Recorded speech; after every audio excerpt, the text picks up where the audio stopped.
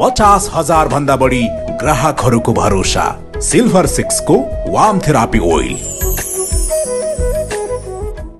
प्रधानमन्त्री बालेन्द्र शाहले जनकपुरबाट के भन्नुभएको थियो त्यसलाई रिकल गरेर सानो सङ्केत पाइँदैन र हामीले सङ्केत पाउनु र तर पार्टीले नै निर्णय गर्नु त फरक कुरा हो। अनि पार्टीकै प्रधानमन्त्री हो, पार्टीको बाचापत्रलाई लिएर यो त एउटा बहस प्रक्रियामा गएको छ। ठोस यस्तो भनेर नआएको कुरालाई अहिले जबरजस्त बाहिर ल्याउने कुरा महत्त्वपूर्ण हुँदैन। रासोपाले चाहिँ यो प्रदेश खारेजीको जुन माग गरेको छ त्यो अथवा उसको जे एउटा खारेज शब्द होइन, रवि लामिछाने एउटा यस्तो मौरी हो,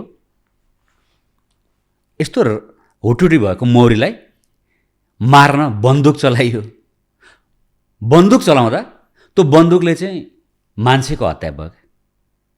सदियौँदेखि धर्मको नाममा, सामाजिक सद्भावको नाममा कानुनै बनाएर अति अमानवीय जीवन भोग्न बाध्य पारिएका चान्चुने अल्पसङ्ख्यक होइन।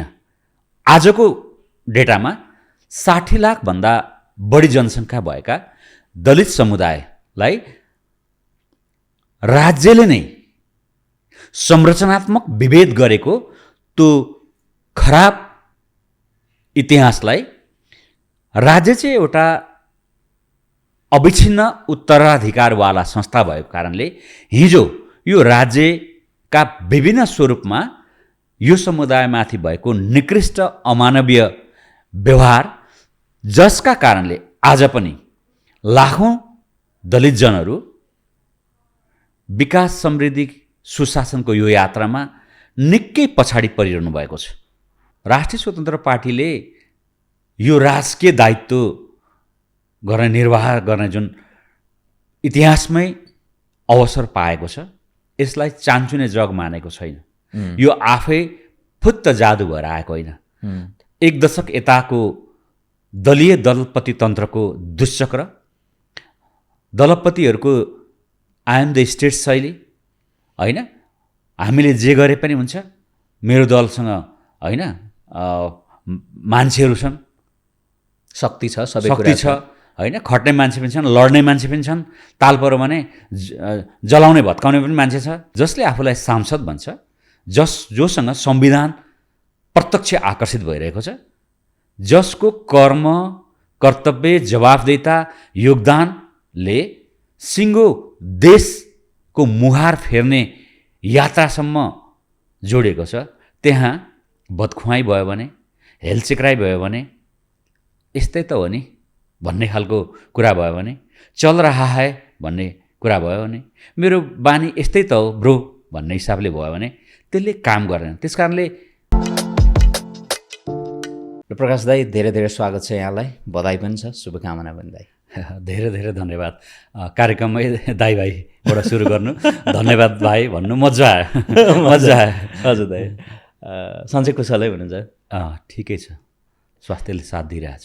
हो, जस्तो अब यो सांसद पदमा चाहिँ एक हिसाबले निर्वाचित भइसकेपछि नै भनौँ, समानुपातिक प्रणालीबाट भए पनि त्यसको त्यो को ठुलो को सानो भन्ने डेफिनेटली छैन। सांसद भने सांसद नै हो होइन। कतिपयलाई चाहिँ अब प्रत्यक्षबाट आएको मात्रै खतरा भन्ने पनि भान पर्या हुनसक्छ। यद्यपि यो एउटा व्यवस्थाको एउटा ब्युटिफुल चिज हो कि समानुपातिक निर्वाचन प्रणालीबाट पनि जो सांसद छान्ने जुन एउटा सिस्टम छ त्यसले चाहिँ एउटा समावेशितालाई राम्रै ढङ्गले चाहिँ वकालत पनि गरेको छ त्यो हिसाबले पनि। अनि मैले प्रश्न चाहिँ कहाँ सोध्न खोजेको थिएँ, अलिक कन्फ्युज भएँ। एनिवेज दाइ, सांसद बनिसकेपछिको यहाँको अनुभव, माननीय भइसकेपछिको यहाँको अनुभव? जस्तो सांसद देखिरहेको अनि सांसद पनि हुन खोजेको, हजुर, नभएको, हजुर, अनि अब त्यो संसारको ठुलो चिज जस्तो पनि लाग्थ्यो कुनै पोलिटिकल हिसाबले, किनभने त्यो संसदमा आफूले बोल्न पाउने, शपथ ग्रहण गर्ने होइन, त्यसको कार्यकाल हुने, त्यहीँबाट मन्त्री, प्रधानमन्त्री, सभामुखदेखि राष्ट्रपतिसम्म पनि हुन पाउने भनेपछि त तपाईँलाई राजनीतिको तपाईँलाई सर्वोच्च निकाय जस्तो नेपालको कोणबाट हेड अफ द स्टेट हो भने, राष्ट्र प्रमुख हो भने, राष्ट्रपति हो भने, त्यहाँ पुग्ने त राजनीति नै गर्नु हो। हो। तर त्यो पुग्ने खुड्किलो त राजनीति त समाजसेवा हो, उत्कृष्ट समाजसेवा हो। त्यो समाजसेवा मात्रै पनि भइसक्न सक्छ, तर राजकीय सेवा गर्ने र सिङ्गो देशको नेतृत्व गर्ने बाटोको चाहिँ एउटा दीक्षान्त जस्तो क्या, स्नातक गरे जस्तो क्या। अब हामीले स्नाकोत्तर गर्ने कुरा होइन, तपाईँलाई पिएचडी गर्ने कुरा प्रक्रियामा होला, तर जुन दीक्षान्त पास भयो जस्तो होइन, त्यो टोपीहरू लगाएर यो विश्वविद्यालयमा गरिन्छ नि, त्यो त तपाईँलाई पिएचडीको हुनु र सबैभन्दा सुरुको एक्साइटिङ त स्नातकबाट हुन्छ नि। मलाई चाहिँ त्यस्तै लागिरहेछ। अब सांसद जस्तो हामीले पो आफूले आफूलाई माननीय भन्दैनौँ होइन, प्रोटोकलमा चाहिँ हाम्रो संसद सचिवालयको लागि माननीयज्यूको भन्छ, अनि साथीले पनि माननीय के छ माननीय भन्दा पनि कस्तो कस्तो लाग्ने, यो हो चाहिँ के क्या, राजकीय प्रोटोकल पनि छ, ओज पनि छ, जिम्मेवारी पनि छ। त्यहीँबाट सभामुख, प्रधानमन्त्री, उपप्रधानमन्त्री, राष्ट्रपति, उपराष्ट्रपति हुने ठाउँ छ, राष्ट्रिय सभाको अध्यक्ष पनि जाने ठाउँ छ, तर सांसद हो, संसद छ। त्यो संसद राज्यको 3टा महत्त्वपूर्ण खम्बामध्ये एउटा हो। जसरी सरकार हो, जसरी अदालत हो, त्यसै गरी संसद हो। त्यो संसदमा आफ्नो बहस, नीति निर्माण तहमा साना साना कपडछन गर्दै ह्रस्व दीर्घ त परको कुरा र पनि अथवा तथापिले आकाश पाताल फरक पार्छ भनेर थाहा पाउनु पर्ने होइन, नथाहा पाउँदा हुसुदण्ड बेहोर्नु पर्ने, त्यो त्यस्तो क्षेत्र हो जसमा अब प्रवेश गरिएको छ। अनि थ्याङ्क यू मतदाता, thank you Gen Z, thank you शहीद। अहिलेलाई भन्नुपर्ने यति नै छ दाइ होइन।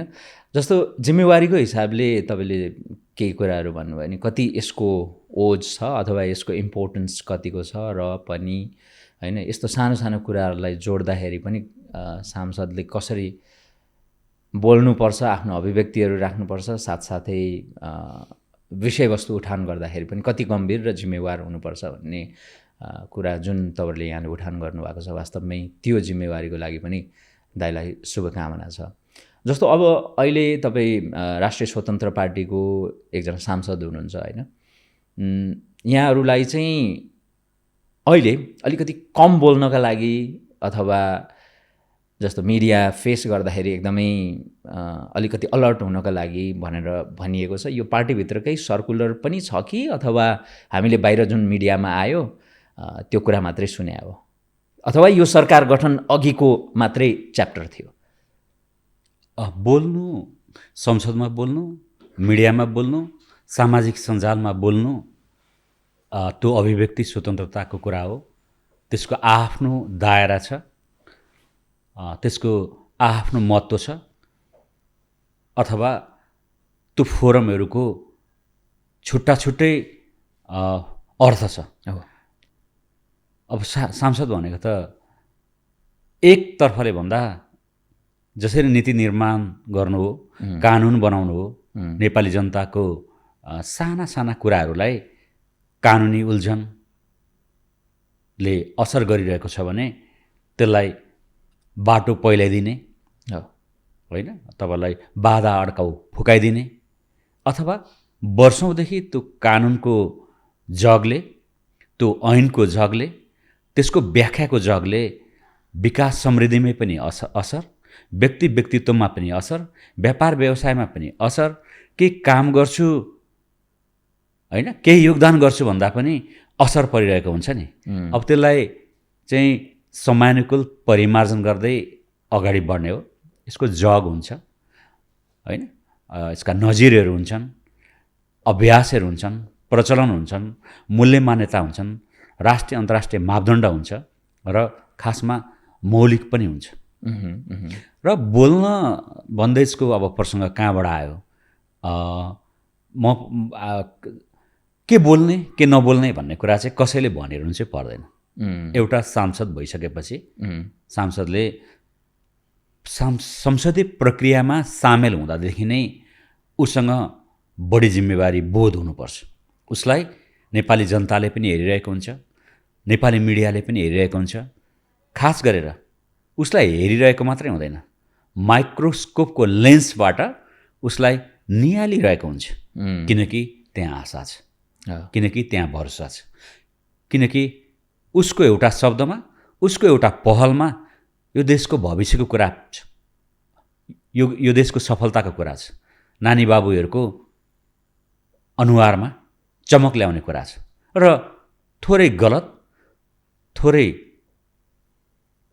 असर, थोरै अलिकति कमजोरी, अलिकति लापरवाही, अलिकति वज्रस्मार्ट शैली, अलिकति अहङ्कार, यस्ता कुराहरूले हेर्दा त्यो व्यक्तिलाई यो व्यक्ति खराब जस्तो छ, त्यो शैलीले काममा पनि त्यस्तै तरिकाले परिणाम आइदियो भने त्यसको असर त नेपाली जनतासँग छ नि। त्यसकारणले यो जति देख्दा सरल सजिलो हो होइन, अथवा एउटा प्रक्रिया भइसक्यो, चुनाव भयो, जितेर आयो, अब भइहाल्यो, त्यो होइन। हामीले त यसलाई संसदीय अभ्यासको आन्तरिक प्रक्रियादेखि नै यसको ओज, यसको गरिमा, यसको मर्यादा र यसको जवाफदेहितालाई बडो उद्वेलन गरेका थियौँ। किन उद्वेलन गरेका थियौँ भने जसरी लडाइँमा दोस्रो हुनेको स्थान छैन, त्यसै गरी यो संसदीय यात्रामा आकाङ्क्षीहरूसँग पनि त्यत्तिकै जिम्मेवार बोध हुनुपर्छ भन्ने अन्तर्राष्ट्रिय मान्यता हो। सबैलाई ठिक छ, लोकतन्त्र हो, सबैलाई उठ्न पाउने स्वतन्त्रता छ होइन, आफ्नो उठेर आफ्नो भोट आफैले नहालेर सुन्ने मत ल्याउने पनि अधिकार छ। त्यो भनेको छिटपुट रमाइलोको लागि होला अथवा कुनै कजको लागि होला, कसैको लोकतन्त्रको म अभ्यास गर्छु भन्ने होला। तर जसले आफूलाई लमेकरको रूपमा प्रस्तुत गरिरहेको छ, जसले आफूलाई विधायकीको रूपमा प्रस्तुत गरिरहेको छ, जसले आफूलाई सांसद भन्छ, जोसँग संविधान प्रत्यक्ष आकर्षित भइरहेको छ, जसको कर्म, कर्तव्य, जवाफदेहिता, योगदानले सिङ्गो देशको मुहार फेर्ने यात्रासम्म जोडिएको छ, त्यहाँ बदखुवाई भयो भने, हेलचेक्राइ भयो भने, यस्तै त हो नि भन्ने खालको कुरा भयो भने, चल रहा है भन्ने कुरा भयो भने, मेरो बानी यस्तै त हो ब्रो भन्ने हिसाबले भयो भने त्यसले काम गर्दैन। त्यसकारणले यसको प्रक्रियादेखि नै यो कुन क्षेत्र हो, यसको दायरा के हो, सीमितता के हो, बृहत्तर के हो त, आकाश जस्तो बृहत्तर छ, सीमितता पनि छ। फेरि त्यो कुराहरू बुझ्दै यसको मूल्य, मान्यता, गरिमा, मर्यादा होइन, हरेक कुरा यसमा ऐन कानुनसँग जोडिएको छ होइन। उठ बसदेखि लिएर दायाँ बायाँदेखि लिएर सिटमा बस्नेसम्म नेपाली कानुन, नेपाली अभ्यास मात्रै होइन। हाम्रो त 2015 सालदेखि त हो, तर विश्वमा त यो त सयौँ वर्षदेखिको अभ्यास छ। त्यहाँ कस्ता कस्ता चरण गुज्रिएर 2015 सालमा हामीले वेस्टमिन्स्टर सिस्टमलाई अवलम्बन गऱ्यौँ। त्यसको परिष्कृत रूप, त्यसको धरातलीय यथार्थको अभ्यासलाई चरणबद्ध यहाँसम्म ल्याइएको कारणले यसको महत्त्व जति छ, जिम्मेवारी त्यति नै छ। त्यो जिम्मेवारीलाई सत्प्रयासका साथ सँगाल्ने दायित्व हाम्रो। त्यसकारणले सांसद जितिहाल्यो, हामी सबैभन्दा जान्नेछौँ, जे बोले पनि हुन्छ, जे गरे पनि हुन्छ भन्ने यथार्थको जगमा हामीलाई अनुशिक्षण, प्रशिक्षण, संवेदनशीलता र उद्वेलन गरिएको हो।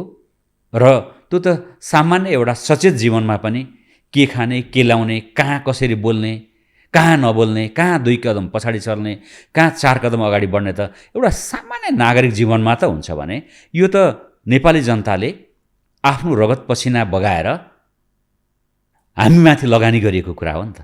अनि त्यसलाई हामीले सस्तो, त बनाउनु हुँदैन नि। पार्टीले भन्नाले जे होस् तपाईँहरूलाई डाइरेक्टली त्यो सर्कुलरै जारी गरेर होइन को मिडियामा बोल्ने को नबोल्ने कसरी बोल्ने भन्ने कुराहरू त होइन यो त पहिलो निमेषमा यो त प्रश्नै खारेज खालको हो। किनकि यसको आजसम्म कसैले पुष्टाइ पनि गरेको छैन। तपाईँले साना साना कुरामा पनि विज्ञप्ति जारी हुने, सर्कुलेसन जारी हुँदा कहाँ कसले आधिकारिक रूपले भन्यो त्यो त कहिलेकाहीँ स्वनियम, स्व अनुशासन होइन होइन स्वतस्फूर्त पनि त हुन्छ नि कहिलेकाहीँ। तर पार्टी नेतृत्वलाई एउटा डर पनि होला कि सबैजना अलिकति धेरै अधिकांश नयाँ हुनुहुन्छ, विभिन्न ब्याकग्राउन्डबाट आउनु भएको छ। हुन त तपाईँहरूको प्रशिक्षण अभिमुखीकरण तालिम पनि भयो, त्यसले पनि धेरै कुराहरू प्लस गरायो होला। यद्यपि नयाँहरूलाई र कतिपय अवस्थामा अब अध्ययनको कमी भएकाहरूलाई कहिलेकाहीँ गाह्रो त पर्छ नि त, के कुरामा बोल्ने के कुरामा नबोल्ने। किनभने फेरि मिडिया यति धेरै छन्, सबैले बोलाइरहेको हुन्छन् होइन। ल अब यो त अलिकति धेरै नै खतरा पनि पो भइयो कि भन्ने किसिमको भानले गएर बोल्दाखेरि कहिलेकाहीँ भ्रमले गर्दाखेरि कहिलेकाहीँ कुरो बिग्रिन पनि सक्छ भनेर पार्टीले अलर्ट गराएको पनि हुनसक्छ सम्भाव त्यो सुरुवाती चरणमा। यसलाई चाहिँ पहिले नै एप्रोचै सकारात्मक कहाँबाट लैजाउँ भने संसारमै पार्टी जीवनमा पार्टीको विधि, कार्यविधि, प्रक्रिया, अनुशासन, चेन अफ कमान्ड हुन्छ र पार्टी आफ्नो विधानबाट चल्छ। अनि त्यो पार्टी विधानको जग होइन राजनीतिक दल सम्बन्धी ऐन होला, नेपालको संविधान होला होइन, नेपालको कानुन होला होइन। कानुन, संविधान, विधान, ऐनभन्दा अझ माथि नेपाली जनता छन्। नेपाली जनतासँग जिम्मेवार रूपमा प्रस्तुत हुने कुरालाई व्यक्तिगत अनुशासनले मात्रै हुँदैन। म सचेत छु होला, मसँग केही सुझुझ होला होइन, दुई चारवटा भोटो अलिक बढी फटाइयो होला होइन, दुई चारवटा देश पनि घुम्यो होला, दुई चारवटा गाउँमा होइन रातभरि सिराकै एउटा नवडी पनि सुत्यो होला, त्यो मसँग व्यक्तिगत हुन्छ। त्यस कारण त म चरणबद्ध खारिँदै गएको लिडरसिपको रूपमा आफूलाई प्रस्तुत गर्न चाहन्छु, सिक्न चाहन्छु, पढ्न चाहन्छु, सुन्न चाहन्छु। तर टपटुयाँ फर्मेटबाट होइन, म त संसारको जान्ने, म त जितेर आएँ होइन, मैले त जे बोल्दा पनि हुन्छ, मेरो कुरा सुन भन्ने फर्मेटले मेरो पार्टीलाई मात्र होइन अन्य दलहरूलाई पनि राम्रो हुँदैन। किनकि अन्य दलहरू सुध्रिनु भनेको नेपाल सुध्रिँदै अगाडि बढ्दै जानु हो नि। त्यस कारणले पार्टीको आफ्नै प्रचलन होला, अभ्यास होला, विधि विधान होला, उसको मान्यता पनि होला, सैद्धान्तिक वैचारिक धार होला, अभ्यास होला, गलत परम्परामा चिर्दै अगाडि बढ्ने कुरा होला। तर त्यसकै जगमा बडो मेहनतका साथ होइन जनताका करहरूको लगानी गरेर ऐन नियम बनेका हुन्छन्, कानुन बनेका हुन्छन्, संविधान बनेका हुन्छन्। त्यो संविधान, ऐन नियम, कानुनभन्दा अझ व्यवहारिक कुराहरू के हुन्छ भने नैतिकताका कुरा हुन्छन्, अनुशासनका कुरा हुन्छन्, मूल्य मान्यताका कुरा हुन्छन्, अन्तर्राष्ट्रिय रूपमा सर्वस्वीकार्य मापदण्डका कुराहरू हुन्छन्। किनकि हामीले संसद यहाँ भनेर त हामी त धेरै ठुलो अभ्यास गरेको देश त होइन नि त। विश्वमा त संसदीय परम्परा त होइन धेरै पुरानो छ नि त। त्यस कारणले के भन्न सकिन्छ भने 15 सालमा लामो अभ्यास पनि भएन। 2048 सालबाट त गरिराखेका छौँ। त्यत्रो धेरै होइन, 2048 साल के हो त भन्नु न। त्यस कारणले पार्टी जीवन हुन्छ, संसदीय जीवन हुन्छ, अर्को सत्ताको जीवन छ। हाम्रा साथीहरू जो अहिले सत्ताको नेतृत्वमा हुनुहुन्छ, सत्ताको जीवन हुन्छ। त्यसको अर्को छुट्टै मूल्य मान्यता, कार्यविधि, दायित्व, जवाबदेहिता हुन्छ। हाम्रो छुट्टै मूल्य मान्यता, जवाबदेहिता, जिम्मेवारी हुन्छ। र हामीलाई सांसद बनाउन सिङ्गो पार्टी लागेको छ। सिङ्गो पार्टीमा हाम्रा केन्द्रीय समितिमा साथीहरू हुनुहुन्छ। उहाँहरूको संसद र सत्ता दुवैजनालाई समन्वय गरेर आफ्नो पार्टीलाई एक नम्बरको पार्टीबाट त्यसलाई जोगाइराख्ने, अझ राम्रो पार्टी, अझ भरभराउँदो पार्टी, अझ डेलिभर दिने पार्टी, अझ होइन नेपाली जनताको मनमुटुमा बसिरहने पार्टी बनाउन उहाँहरूलाई फेरि त्यस्तै दायित्व छ। त्यस कारणले उहाँको त्यहाँ पनि छ, पार्टीमा किन प्रवक्ताले अलिक बढी बोल्नुहुन्छ, पार्टीमा किन पदाधिकारीले बढ्नुहुन्छ, पार्टीमा किन केन्द्रीय सदस्यहरूले बढी बोल्नुहुन्छ, र पार्टीमा कसको जिम्मेवारी के, तत्तत व्यक्तिलाई तत्तत क्षेत्र पनि त छुट्याएको छ। त्यस कारणले त्यहाँ योगदान गर्ने कुरा, जवाफदेहिता हुने कुरा र निरन्तरताको कुरा छ। त्यस्तै गरी संसदमा त अझ बढी हुने नै भयो, किनकि हाम्रो लोकतान्त्रिक गणतन्त्र संसदीय मोडलको लोकतान्त्रिक गणतन्त्र हो। कुन मोडल भन्दा हामी त संसदीय मोडल हो। संसदीय मोडल भनेको यसको विशिष्ट पहिचान छ, विशिष्ट अभ्यास छ, मूल्य मान्यता छ, धेरै चरण पार गरेर आएको। अहिले हामी 182 सिट लिएर आएर 1 नम्बरको झन्डै दुई तिहाईको दल भए पनि संसदीय मूल्य मान्यतामा अहिले आएर हामीले रातारात आकाश पाताल परिवर्तन गर्ने खालको त होइन नि, किनकि त्यहाँ नजिर छ, अन्तर्राष्ट्रिय मूल्य मान्यता छ, संविधानै संशोधन गर्न पाइन्छ। तर जे पाए त्यो त संविधान संशोधन गर्नको लागि बनाइएको होइन नि त, होइन? संविधान संशोधनमा पनि अब राष्ट्रिय सभामा त हुनुहुन्न नि तपाईँहरू, 2/3 त्यहाँ पनि हुनुपर्छ भनिन्छ। कतिपय कुराहरू संशोधन गर्न सकिएला। अनि संशोधन गर्दा गोजीबाट झिकेर फ्याट्टै एक्लैले गर्ने हो र संसारमा? जस्तो हामीसँग अङ्कगणित भयो भन्दा बित्तिकै फ्याक्ट संसदमा ल्याउँछौँ कि अलिक जिम्मेवार गर्नुहुन्छ? होइन, जिम्मेवार पहिले बहस गर्छौँ। राष्ट्रिय स्वतन्त्र पार्टीले निर्वाचन ताका नेपाली जनतालाई अपिल गर्न वाचापत्र सार्वजनिक गरेको थियो। पार्टीका उपसभापति डाक्टर स्वर्णिम वाग्लेको संयोजकत्वमा वाचापत्र समिति बनेको थियो। त्यो वाचापत्रमा पार्टीले सुझाव दियो, नेपाली जनताले सुझाव दिए, मिडियाले सुझाव दियो, नागरिक समाजका अगुवाले सुझाव दिए र पार्टीका अगुवा साथीहरूले पनि सुझाव दिनुभयो। र अघिल्लो वाचापत्र यस अगाडि राम्रा अभ्यासहरू कताबाट खोजेर सबै राम्रा, होइन, नेपाललाई विकास, समृद्धि, सुशासन, सामाजिक न्याय, स्वाधीनताको राजमार्गमा अगाडि बढाउन कस्ता सवाल यहाँ संयोजन गर्दा, होइन, समेट्दा, छुटाउन नहुने कुन चाहिँ चिज हो भनेर जुन हामीले धेरै मेहनत गऱ्यौँ, त्यो चाहिँ हामीले कर्णालीमा सार्वजनिक गरेका थियौँ, सभापतिसहित उपसभापति। अब मूल रूपमा के कुराहरू संशोधन गर्ने तपाईँहरूको तयारी छ? मूल रूपमा अहिले हामीसँग म्यान्डेट छ संशोधनको पनि। त्यसको लागि हामीले पार्टीको राजनीतिक सवालहरू छन्, पार्टीको आफ्नै मूल्य मान्यता प्रस्तावहरू छन्। पार्टीको सरकार भएपछि सरकार र पार्टीको समन्वय हुन्छ, सभापति र प्रधानमन्त्रीको समन्वय पनि हुन्छ। त्यो पार्टीमा पनि बहस हुन्छ, राजकीय बहस पनि हुन्छ, सर्वसाधारणसम्म यसको चासो छ। त्यो चरणमा अहिले हामी पुगेका छैनौँ, किनकि फास्ट ट्र्याकमा काम गर्नुपर्ने भएको कारणले साना काम पनि भइरहेका छन्, ठुलो बहस पनि भइरहेका छन्। त्यसलाई रूपमा क्या जस्तो प्रदेश सभा खारेजीको तपाईँहरूको जस्तो राष्ट्रसभाको पहिलेको एजेन्डा थियो, मान्छेले त्यो विषयमा पनि धेरै कौतूहलता जनाइरहेको अवस्था छ, होइन? उनीहरूको क्युरियोसिटी त्यो अवस्था। खारेज शब्दले धेरैलाई भ्रम पारेको छ, होइन? एकपल्ट हाम्रो डाक्टर स्वर्णिम वाग्लेले सम्भवतः उहाँले एउटा व्याख्या गरेको हिसाबले त्यसलाई धेरै भाइरल बनाएर उहाँले फेरि अर्को मिडियाबाट काहीँ उत्तर दिए जस्तो लागेको थियो।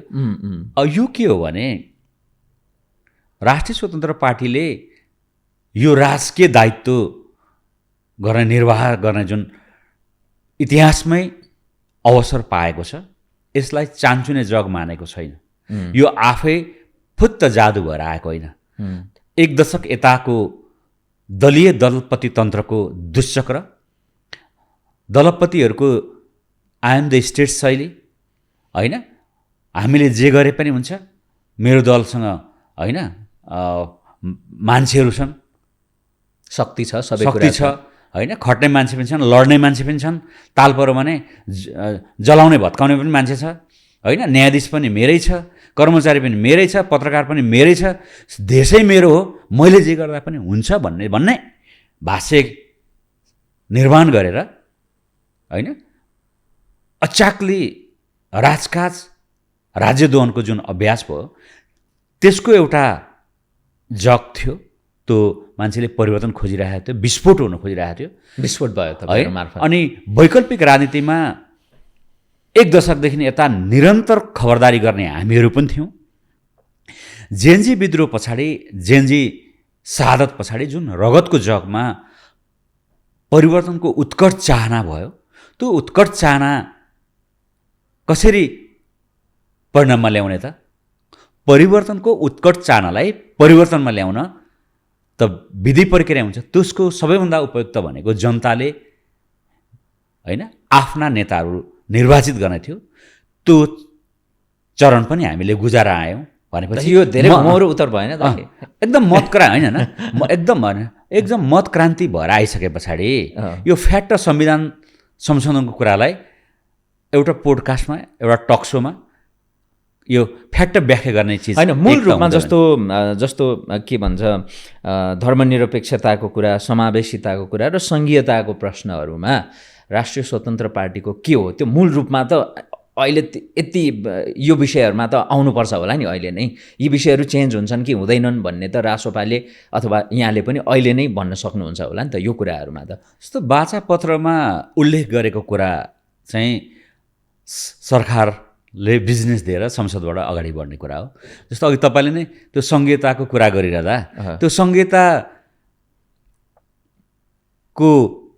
जुन सवाल थियो त्यो त तपाईँलाई आज प्रधानमन्त्री बालेन्द्र शाहले जनकपुरबाट के भन्नुभएको थियो त्यसलाई रिकल गरेर सानो सङ्केत पाइँदैन र हामीले सङ्केत पाउनु र तर पार्टीले नै निर्णय गर्नु त फरक कुरा हो। अनि पार्टीकै प्रधानमन्त्री हो, पार्टीको वाचापत्रलाई लिएर यो त एउटा बहस प्रक्रियामा गएको छ। ठोस यस्तो भनेर नआएको कुरालाई अहिले जबरजस्त बाहिर ल्याउने कुरा महत्त्वपूर्ण हुँदैन। रासोपाले चाहिँ यो प्रदेश खारेजीको जुन माग गरेको छ त्यो अथवा उसको जे एउटा खारेज शब्द होइन त्यो कुरालाई लिएर पनि अब मान्छेले त्यसमा भ्रममा परेर होस् के होस्, तर मान्छेलाई अहिले आम नेपालीहरूलाई के छ एउटा अब त्यो भ्रमको रूपमा होस् कतिपय यथार्थ होस् के छ भने प्रदेशले चाहिँ धेरै खर्च बढायो, टाउको दुखाइ गर्यो, यो खारेज भयो भने चाहिँ ठिक हुन्छ भन्ने कतिपयको सोच पनि देखिन्छ होइन। त्यो सामाजिक सञ्जालहरूमा पनि देखिन्छ।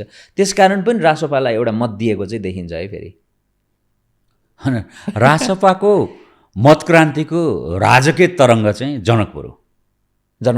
जनकपुर जहाँ काठमाडौँ के को लागि आउने, पशुपति र स्वयम्भू घुम्न आउने होइन, के को लागि नआउने, अधिकार माग्न नआउने भनेको यसले के बुझ्नुपर्छ भने यो 5 वर्ष अगाडि भएको र आकाश पाताल खसेको होइन नि। त्यो अस्ति भर्खरको कुरा होइन, माघको कुरा हो। हामी चैतमा छौँ नि त, माघ फागुन चैत 3 महिना भयो होइन नि त। यो दिनगन्ती गर्दा 3 महिना भएको होइन। यसले के भन्छ भने हाम्रो पार्टीले सङ्घलाई सङ्घीय अधिकार जसरी प्रष्टता छ, प्रादेशिक अधिकारमा अझै प्रष्टता ल्याउनु पर्ने कुराहरू छ होइन।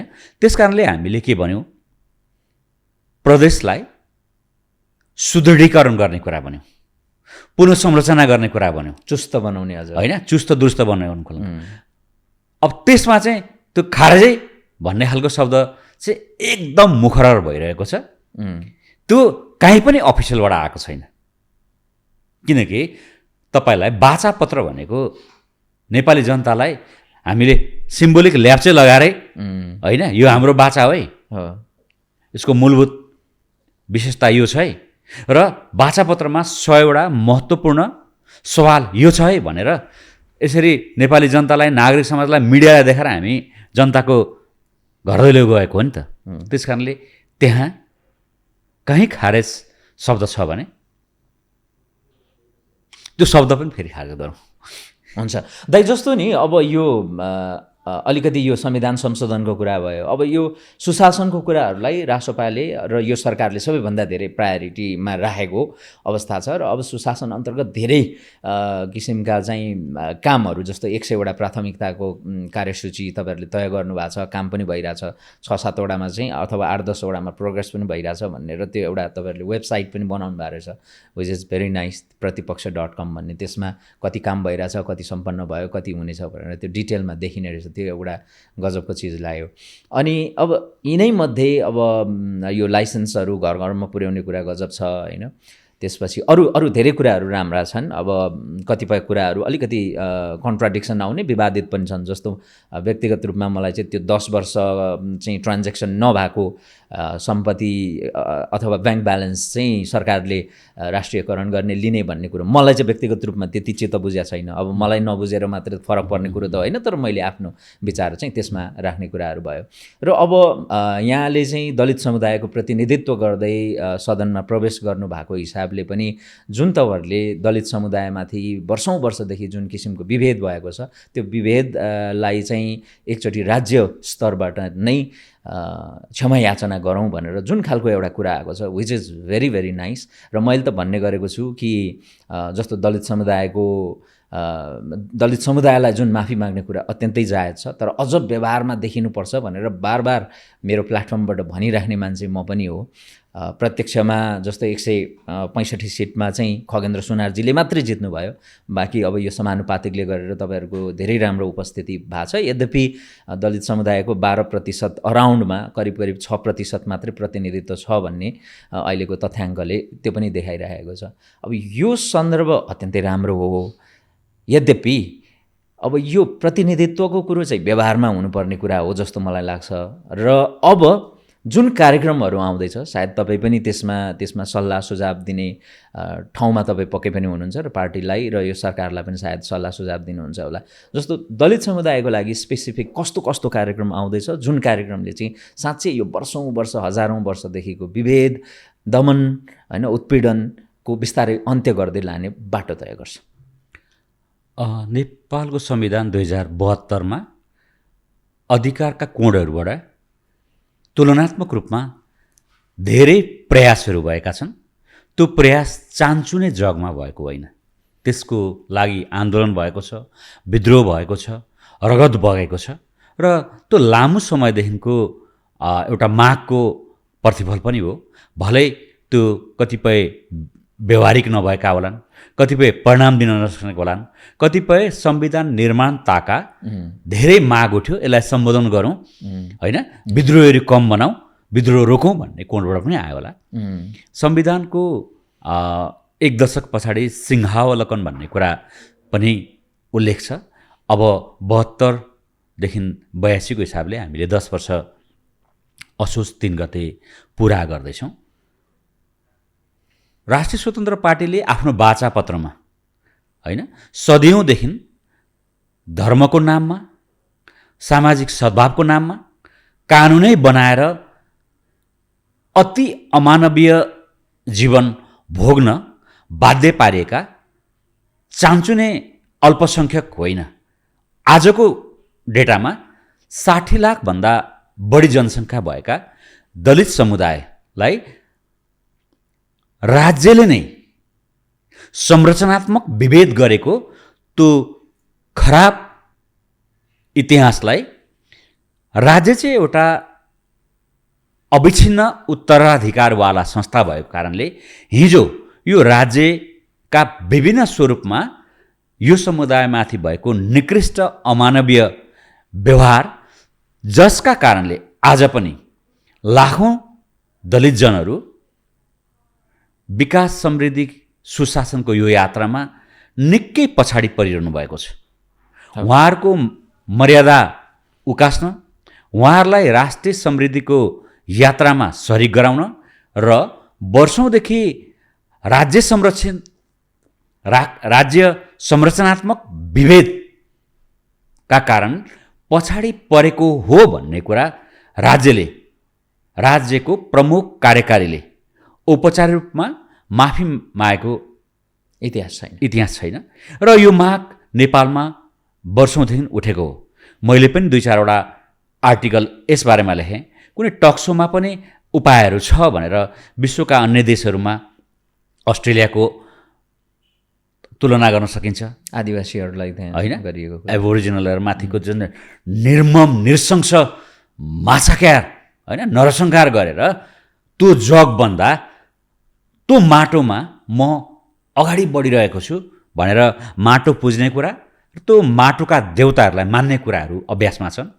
क्यानाडा होला, जर्मनी होला, अरू धेरै चरणबाट भएका छन् र कतिपय सवालमा अत्यन्त राष्ट्रिय अन्तर्राष्ट्रिय तरङ्ग हुने खराब घटनाहरूले पनि कहिलेकाहीँ नयाँ कानुन बनाउन सजिलो हुन्छ। 5-7 वर्ष अगाडि अमेरिकामा जर्ज फ्लोइड भन्ने एकजना काला जातिलाई गोरा पुलिस अफिसरले अमानवीय हिसाबले घाँटी न्याकेर मारेको कुरा अन्तर्राष्ट्रिय रूपमा तरङ्गित भयो। राज्यको तर्फबाट त्यहाँ घुँडा टेकेर पनि माफी मागियो। राष्ट्रपतिले उसका परिवारसँग संवाद गरियो होइन। अनि तपाईँलाई काला जातिमाथि भएका अन्यायहरूमा रहेका कतिपय ऐनहरू पनि त्यसलाई संशोधन गरेर ल्याइयो। भनेको यो यस्तो अभ्यासले अगाडि बढ्नु कसैलाई रोक्दैन भन्ने सन्देश त्यो हो। र नेपालमा पनि हामी 21 मार्चमा सबै प्रकारका जातीय विभेद विरुद्धको दिवस मनाउँछौँ। त्यसको जग चाहिँ दक्षिण अफ्रिका हो। दक्षिण अफ्रिकाको सार्फ भिले भन्ने स्थानमा तत्कालीन गोरा सरकारले कालाहरूलाई दमन गर्न ल्याएको पास ल भन्ने एउटा कानुन विरुद्ध स्वतःस्फूर्त विद्रोह भयो। एकै दिन मेरो विचारमा 69 जना काला जातिहरूको दमन गरियो, कत्लेआम गरियो, नरसंहार गरियो। त्यो घटना पछाडि चाहिँ विश्व तरङ्गित भयो। विश्वका मानवाधिकारवादी, सामाजिक न्याय वकालतकर्ता होइन मानवतावादी मानिसहरूले चाहिँ त्यसको घोर विरोध गरे पछाडि पछि संयुक्त राष्ट्रसङ्घले त्यो दक्षिण अफ्रिकाको त्यो विद्रोहको त्यो नरसंहारको सम्मानार्थ एउटा सबै प्रकारका जातीय विभेद विरुद्ध अन्तर्राष्ट्रिय दिवस मनाउने निर्णय गर्यो। त्यो नेपाली दलित जनसमुदायले बडो आफूलाई गौरवका साथ मनाउने चलन छ। पछि संसदले नेपाललाई छुवाछुत मुक्त राष्ट्र घोषणा गर्यो होइन, ताली बजाइयो। तर संसदले चाहिँ त्यो संसदीय हिसाबले एउटा माइलस्टोन थियो।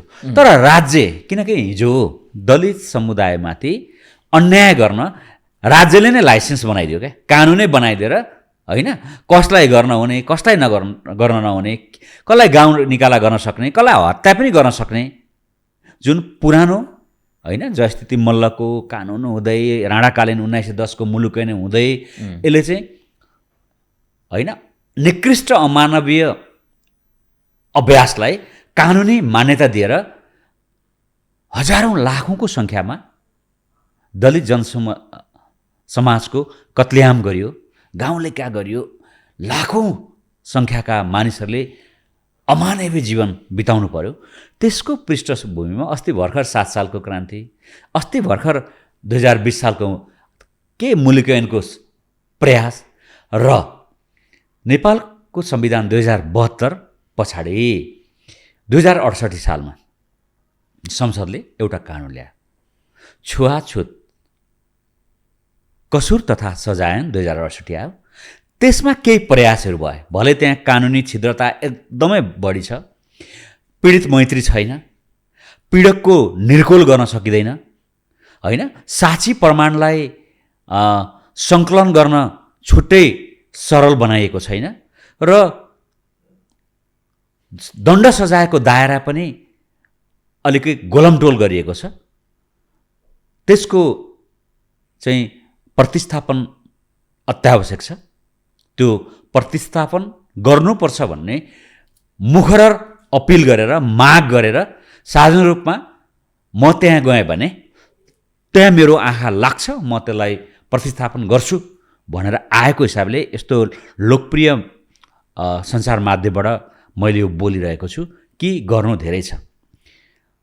अझ सन्देशमूलक हिसाबले त राज्यको प्रमुख कार्यकारीले यसरी वर्षौँदेखि वञ्चितीकरणको मारमा परेका शिक्षा, स्वास्थ्य, होइन, सामाजिक सुरक्षा, मानव मर्यादा, मूल्य मान्यताका कोणबाट सबैभन्दा बढी सीमान्तकृत पारिएको, राज्य संरचनाबाटै सीमान्तकृत पारिएका समुदायलाई तिमीलाई चाहिँ तिम्रो आत्मसम्मानबारे मैले सोचिनँ भने म राष्ट्रिय समृद्धिको यात्रा अगाडि बढाउन सक्दिनँ भन्ने कोणबाट प्रधानमन्त्रीले जुन व्यक्तिगत तर्फबाट होइन, राज्यको तर्फबाट औपचारिक रूपमै आम माफी मागेर, क्षमा मागेर, र क्षमा मात्रै माग्ने कुरा होइन, रिकन्सिलेसन, मेलमिलाप, होइन, एक कदम अगाडि मेलमिलापको कार्यक्रमलाई अगाडि बढाउने कुरा अत्यन्त महत्त्वपूर्ण कुरा हो। र यो कुरा नेपालमा आइसके पछाडि अहिले भारतको संसदमा बडो चर्चा भइरहेको छ। भारतमा त झन् करोडौँ जनसङ्ख्यामा दलित जनसमुदाय छन्। भारतको संसदमा त्यहाँका अगुवा सांसदहरूले के भनिरहेका छन् भने नेपाल जस्तो एउटा सुन्दर देशमा, एउटा उनीहरूकै शब्दमा एउटा सानो देशले पनि राज्यकै तर्फबाट माफी र क्षमा याचना मागेर सत्प्रयासको यात्रा बढाइरहेको छ। हाम्रो संसदले कहिले यो माफी माग्छ, हाम्रो सरकारले कहिले माफी माग्छ, हाम्रो राज्य कहिले जवाफदेही हुन्छ भनेर बडो मुखरताका साथ सवाल उठिरहेको छ। भनेको छुवाछुत, जातीय हिंसा दक्षिण एसियाको सबैभन्दा खराब रोग हो। चाहे भारतको सत्प्रयास होस्, चाहे नेपालको महासत्प्रयास होस्। तर नि दाइ, तपाईँ बोल्दै गर्दा यसले राम्रो नै गर्छ। आजको दिनमा जस्तो अब प्रकाश चन्द्र परियार जतिको पढे लेखेको बुझेको मान्छेले पनि यो कुरा गर्ने होइन, अथवा विश्व लिम्बू जतिको मान्छेले पनि यो कुरा गर्ने होइन, त्यो इतिहासमा थियो, इतिहासको कुनै कालखण्डमा थियो। तर आजको दिनमा त संविधानले, कानुनले, केही कुराले पनि कसैको त्यो समानता विरोधी कुरा गर्दैन। सबै मानिस समान छौँ, कानुनले त्यो निर्धारण गरेको कुरा छ, सबै कुरा त्यो व्यवस्थामा छ सबै कुरा। किन यो कुरा गर्ने भनेपछि यस्तो कुरा गर्ने मान्छेलाई चाहिँ अलिकति साम्प्रदायिक, अलिकति जातिवादी भन्ने ट्याग लागेर आएको छ होइन। तपाईँले यो कुराहरू इतिहासदेखि सबै पृष्ठभूमि जोडेर आउनु भएको छ होइन। अब तपाईँको भोगाई, तपाईँको अनुभव, तपाईँको जीवनले सिकाएको सबै कुरा तपाईँले व्यक्त गर्नुभएको छ, तर ट्याग त फेरि त्यस्तो लगाइन्छ। अब त्यसलाई तपाईँले कसरी लिनुहुन्छ मलाई थाहा छैन। यो विश्वजीले महत्त्वपूर्ण कुरा कसरी उठाउनु भएको छ भने मलाई पनि आइन्छ, सामाजिक सञ्जालमा पनि आउँछ, कतिपयको त्यस्तो आशा पनि। प्रकाश सर अब चाहिँ यो छोड्नुहोस् न भन्छन् पनि होला। कति यो सवालमा मात्रै होइन, यस्तो छ र अब एउटा चाहिँ के झलमल्ल न्याय छ नेपालमा, सनसाइन सब ठिकठाक छैन। त्यो केले देखाउँछ? विश्व मानचित्रमा 200 भन्दा बढी देशमा हामी कुन कुन इन्डिकेटरमा टप 10 मा छौँ, टप 20 मा छौँ, टप 50 मा कहाँ छौँ? यो महत्त्वपूर्ण कुरा हो। र आज पनि नेपालको भौगोलिक विविधता, जातीय विविधता, धार्मिक विविधता, भाषिक विविधता, यो चारवटा कुरा चाहिँ हामीले राष्ट्रिय गान गाउँदाबाटै थाहा पाइहाल्छौँ। भन्दा राष्ट्रिय गान रगतको जगमा बनेको हो नि, परिवर्तनको एउटा सङ्केत हो नि। त्यसकारणले हामी चाहिँ अहिले सत्प्रयासको युगमा प्रवेश गरेका छौँ। र मलाई थाहा छ, अन्तर्राष्ट्रिय डिग्री लिएको छु, अन्तर्राष्ट्रिय पुरस्कार पनि लिएको छु, देश विदेश होइन, देश विदेश घुमेको छु, संसार मैले आफ्नो क्षेत्रमा परिणाममुखी नेतृत्व पनि गरेको छु, मसँग क्षमता पनि छ, इमान पनि छ। र मेरो क्षेत्र सामाजिक न्याय, मानवाधिकार र मानव मर्यादा मात्रै होइन। म त नेपालको पहिलो ब्याच हो। आम सञ्चार तथा पत्रकारितामा 25 वर्ष अगाडि एमए गरेको मान्छे। 25 वर्ष 2000 हो हाम्रो इन्द्रोल। कहाँबाट गर्नुभयो दाइले? पूर्वाञ्चल विश्वविद्यालयबाट। ओके। 24 वर्ष ठाडो हिसाबमा 2000 इन्ट्री चाहिँ हामी 2000 मा गयौँ, 2002 मा सक्यौँ। आज त 2026 हो नि त, होइन? त्यो गरिरहेको छौँ। कान्तिपुर टेलिभिजनको ब्युरो चिफ भएको छ, नेपालको 1 लाख राशिको पुरस्कार पाएको छ होइन। डाक्टर अम्बेडकर अन्तर्राष्ट्रिय अवार्ड 2012 सालमै पाएको छ। दिनेश सेवाचार्य मानवाधिकार पुरस्कार पाइसकेको छ। कान्तिपुर टेलिभिजनको आन्तरिक पुरस्कार पनि पाइसकेको छ भनेको कति प्रतिस्पर्धा हुन्छ त त्यहाँ होइन। अनि त्यो मान्छे स्विस एम्बेसीको होइन आफ्नो सुशासन र स्थानीय सरकारको जवाबदेहिता महापरियोजना थियो। त्यसको मिडिया म्यानेजर भएर पनि सारा नेपाली मिडियासँग स्थानीय निकायसँग होइन सुशासनको सिनियर कन्सल्टेन्ट पनि हुनसक्छ भनेको डिग्रीले पनि अब्बलताले पनि उत्कृष्टताले पनि काम गरिरहेको मान्छेले चाहिँ यो आफ्नो यो समुदायको कुरा नगरिदियोस् भन्ने होइन, यो चाहिँ जातिवादी भयो, यो चाहिँ सङ्कीर्णवादी हो कि भनेर लागिरहेको आरोपमा गन्ध छ। त्यो नियतमा समस्या छ, खोट छ। किनभने यो मानवाधिकार र सामाजिक न्यायको सवाल चाहिँ नि विश्वको टप 20 देशहरू चाहे सैनिक शक्तिबाट होला, मानवाधिकारको क्षेत्रबाट होला, अथवा विकास समृद्धिको सूचकबाट होला, अथवा नेपाली कोणबाट हेरौँ न 80-90 लाख तिरेर डङ्की रुट हुँदै जान खोज्ने अस्ट्रेलिया, क्यानाडा, अमेरिका, बेलायत होइन नर्डिक कन्ट्रीहरू जस्ता देशहरू विकास समृद्धि त्यो ठुला ठुला गगनचुम्बी भवन एकजना आफ्ना नागरिक घाइते हुने बित्तिकै अर्को देशमा होइन स्कटिङ गर्न चाहिँ अन्तर्राष्ट्रिय स्तरको हवाईजहाज प्रयोग गरिरहेको होला। त्यो उसले त्यहाँ कहाँ पुग्यो भन्दा उसले 400-500 वर्ष अगाडिदेखि नै प्रयास गरेको छ।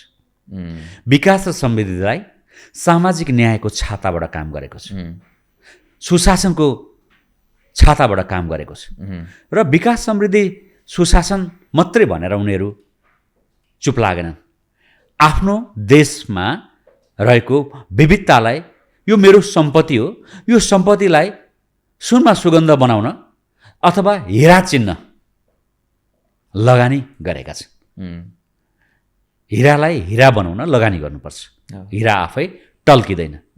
America, Australia, Canada, Germany, Japan होइन बेलायत, नर्वेहरू भनेर हामीले 20-30वटा देश चाहिँ जुनसुकै इन्डिकेटरबाट पनि अब्बलता, त्यहाँका मानिसहरूको सामाजिक सुरक्षा, त्यो देशका नागरिकहरूप्रति अर्को देशले गर्ने सम्मान, उसले सुरुवात गरेको सभ्यताको अभ्यासलाई त्यसको जग खोज्दाखेरि त्यहाँ समावेशितालाई 1 नम्बर शिरमा राखेको देखियो, सामाजिक न्यायलाई छाता बनाएको देखियो, ह्युमन डिग्निटी मानव मर्यादालाई बजेट कार्यक्रमसहित वर्षौँदेखि अन्तर्गोलन गरेको देखियो। र जहिले पनि विकास समृद्धिको यात्रामा सामाजिक न्यायलाई कार्यक्रम, बजेट र राजकीय अठोटका साथ निरन्तर अगाडि बढाइरहेको देखियो। त्यो तथ्याङ्कले भन्छ, त्यो उहाँहरूको कार्यक्रमले भन्छ। त्यहाँबाट हामीले सिक्ने त्यो त्यहाँ उहाँका नागरिकहरूले गरेका अभ्यासहरूबाट भन्छ। त्यसकारणले आज पनि संसारमा एउटा मानव अधिकार कर्मी भएका नाताले सामाजिक न्याय वकालतकर्ताका हिसाबले के भन्छु भने मानव अधिकार, सामाजिक न्याय र मानव मर्यादाका कुराहरू चाहिँ पटक पटक बोलिरहनुपर्छ। आवाज सानो भएको बेलामा ठुलो आवाज ल्याउनुपर्छ। अथवा अझ त्योभन्दा बढी त मैले आदिवासी जनजातिको भाषाका अधिकारको बारेमा मैले समानुभूतिको मेरो कृतज्ञता पहिले नै टक्राउनुपर्छ। महिलाभित्रको विविधता र महिलाका समस्याहरू, महिला हिंसाका सवालहरूमा म पुरुष भएर 1 कदम अगाडि बोल्नुपर्छ, सहयोग गर्नुपर्छ, समानुभूति गर्नुपर्छ। म आफै आमा भएर मैले त्यो पीडा त बेहोर्न सक्दिनँ। म आफै महिला भएर त्यो महिला हिंसाको दुष्चक्र मैले भोग्न त सक्दिनँ, तर अनुभूति होइन समानुभूतिको मैले सत्प्रयास गर्न सक्छु। यस्तै कुरा मैले रङका आधारमा, भाषाका आधारमा होइन आफ्नो मुटुमै प्रहार बेहोरिरहेका मधेसी समुदायमाथि गर्न सक्छु। त्यस्तै दलित समुदायको सवालमा अर्का महिला अधिकार कर्मीले, भाषिक अधिकार कर्मीले समानुभूति गर्नुपर्छ, हातेमालो गर्नुपर्छ, सँगै ल्याउनुपर्छ। यो मेरो मात्रै सवाल होइन, यो त राष्ट्रिय सवाल हो। यो सवाल जिउका त्यौँ राखेर राष्ट्रिय समृद्धिको महायज्ञ सम्पन्न गर्न सकिँदैन भन्ने जब आत्मबोध हुन्छ, देशले फड्को मार्छ। अहिले बालेन्द्र शाह भन्ने बित्तिकै, रासोपा भन्ने बित्तिकै, प्रकाश चन्द्र परियार भन्ने बित्तिकै विकास समृद्धि सुशासन बढी आउँछ। अथवा म त मिडियाबाट आएको बेलामा यो मिडिया, प्रेस स्वतन्त्रता होइन, पत्रकारको हक हित, सञ्चार मन्त्रालय उसले नेतृत्व गर्यो भने कस्तो यसले फरक ल्याएर कहाँ यसले होइन नटबल्टु त्यहाँ कहाँ खुस्किराखेर यसले कसरी टाइट गरेर कसरी रेभिन्यू, जनशक्ति र परिणाम ल्याउला भनेर हेरिराखेको बेलामा प्रकाश चन्द्र परियार यस्तो एउटा सुनमा सुगन्ध हो। यो त मेरो बेसिक हो, मैले पढेको कुरा, मेरो सिपको कुरा हो। त्योभन्दा बढी 2 दशकभन्दा लामो समय मैले नङ्ग्रा खाएको क्षेत्र भनेको सामाजिक न्यायको क्षेत्र हो, मानवाधिकारको क्षेत्र हो, मानव मर्यादाको क्षेत्र हो। नेपालको संविधान 2072 सामाजिक न्यायको हक सुनिश्चित गरिएको छ, महिलाको हक सुनिश्चित गरिएको छ, दलितको हक सुनिश्चित गरिएको छ। मौलिक हकमा सुनिश्चित गरिएको हक आफै बोल्दै काम गर्छ? तपाईँको चुलो चौकोमा आउँछ? तपाईँको डिग्निटीलाई त्यसले इन्लाइटमेन्ट गर्छ त?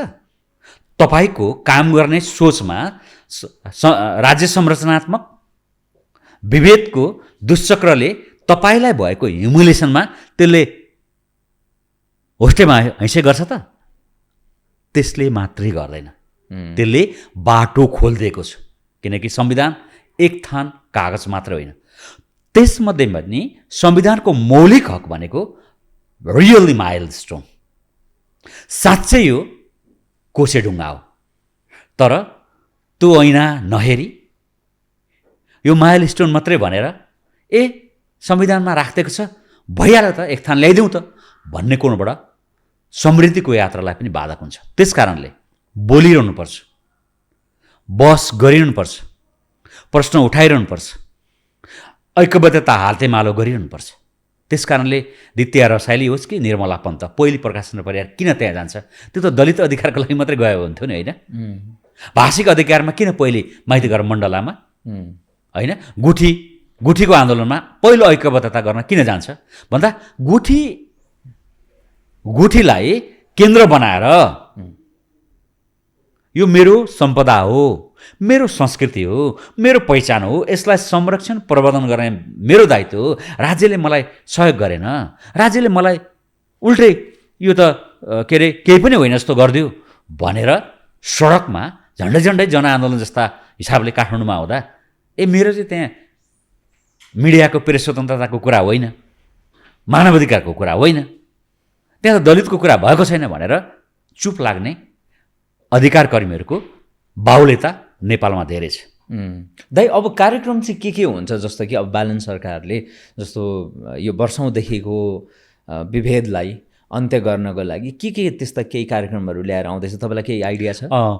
अब हामी कार्यक्रममा पनि जानुपर्छ, किनकि एक त तपाईँलाई संवैधानिक रूपमा कतिपय राम्रा प्रयासहरू भएर नै यहाँसम्म आएको होइन। जस्तो संविधानले प्रष्टता गरेको पछि त्यसकै जगमा कानुन आएको कारणै त तपाईँलाई एउटै दलमा मेयर र उपमेयर अथवा पालिकामा अध्यक्ष र उपाध्यक्ष दलले प्रस्तुत गर्दा दुवैजना पुरुष नगर्ने होइन, महिला मेयरको उम्मेदवार हो भने पुरुष हुने भयो, दुइटै महिला पनि गर्न सक्यो। तर पुरुष पालिका अध्यक्ष अथवा मेयर नगरपालिकाको मेयरको उम्मेदवार हो भने अनिवार्य रूपमा निर्वाचन आयोगमा महिला चाहिँ उपमेयरको रूपमा प्रस्तुत गर्नु पर्यो। यसले सन्तुलन गर्छ किनकि तपाईँलाई उपमेयरलाई चाहिँ अहिलेको संविधानले कानुनले न्यायिक समितिको प्रमुखको रूपमा पनि व्याख्या गरेको छ। महिला हिंसा, छुवाछुत, जातिभेद, भाषिक के अरे निकृष्ट अभ्यास भयो भने होइन, कसैलाई भाषिक रूपमा हेलो होचो गरेको हिसाबले मेरो हर्ट भयो भने होइन, मेरो पहिचानमाथि वज्रपात भयो भन्दै कसैले प्रश्न उठायो भने सिधै न्यायालय जानु पनि पर्दैन, आफ्नो पालिकाको उपप्रमुखमा गएर त्यो गुनासोलाई सुनवाई गर्ने ठाउँ राखिदिएको छ भने यहाँ समस्या छ। समस्याको लामो होइन वर्षौँदेखिको कारण थियो होइन। पहिले धार्मिकतिर छोड्यौँ न, राणाकालको 104 वर्ष हेरौँ, 7 सालदेखि नै हुँदै छ। अब कानुन आएको छ, कानुन भएन, त्यहाँ जाउँ न होइन। त्यसको पृष्ठभूमि थियो, समस्यालाई पहिले आत्मसात गर्ने, यो समस्या हो भनेर स्वीकार्ने, केही पनि होइन भनेर नस्वीकार त अन्डरस्ट्यान्डर नबोल्ने राजकीय जीवनका मान्छेहरूले। यहाँ समस्या छ, समस्यालाई सम्बोधन गर्ने प्रयास भएको छ, यो प्रयास पुगेको छैन, अब कार्यक्रम चाहियो भन्दा अहिले हामीले चाहिँ यस्ता केही कार्यक्रमहरूको बहस चलाइरहेको छौँ। किन हामीले 15 दिनमा के ल्याउनु पनि पर्नेछ, त्यतिले मात्रै पुग्दैन।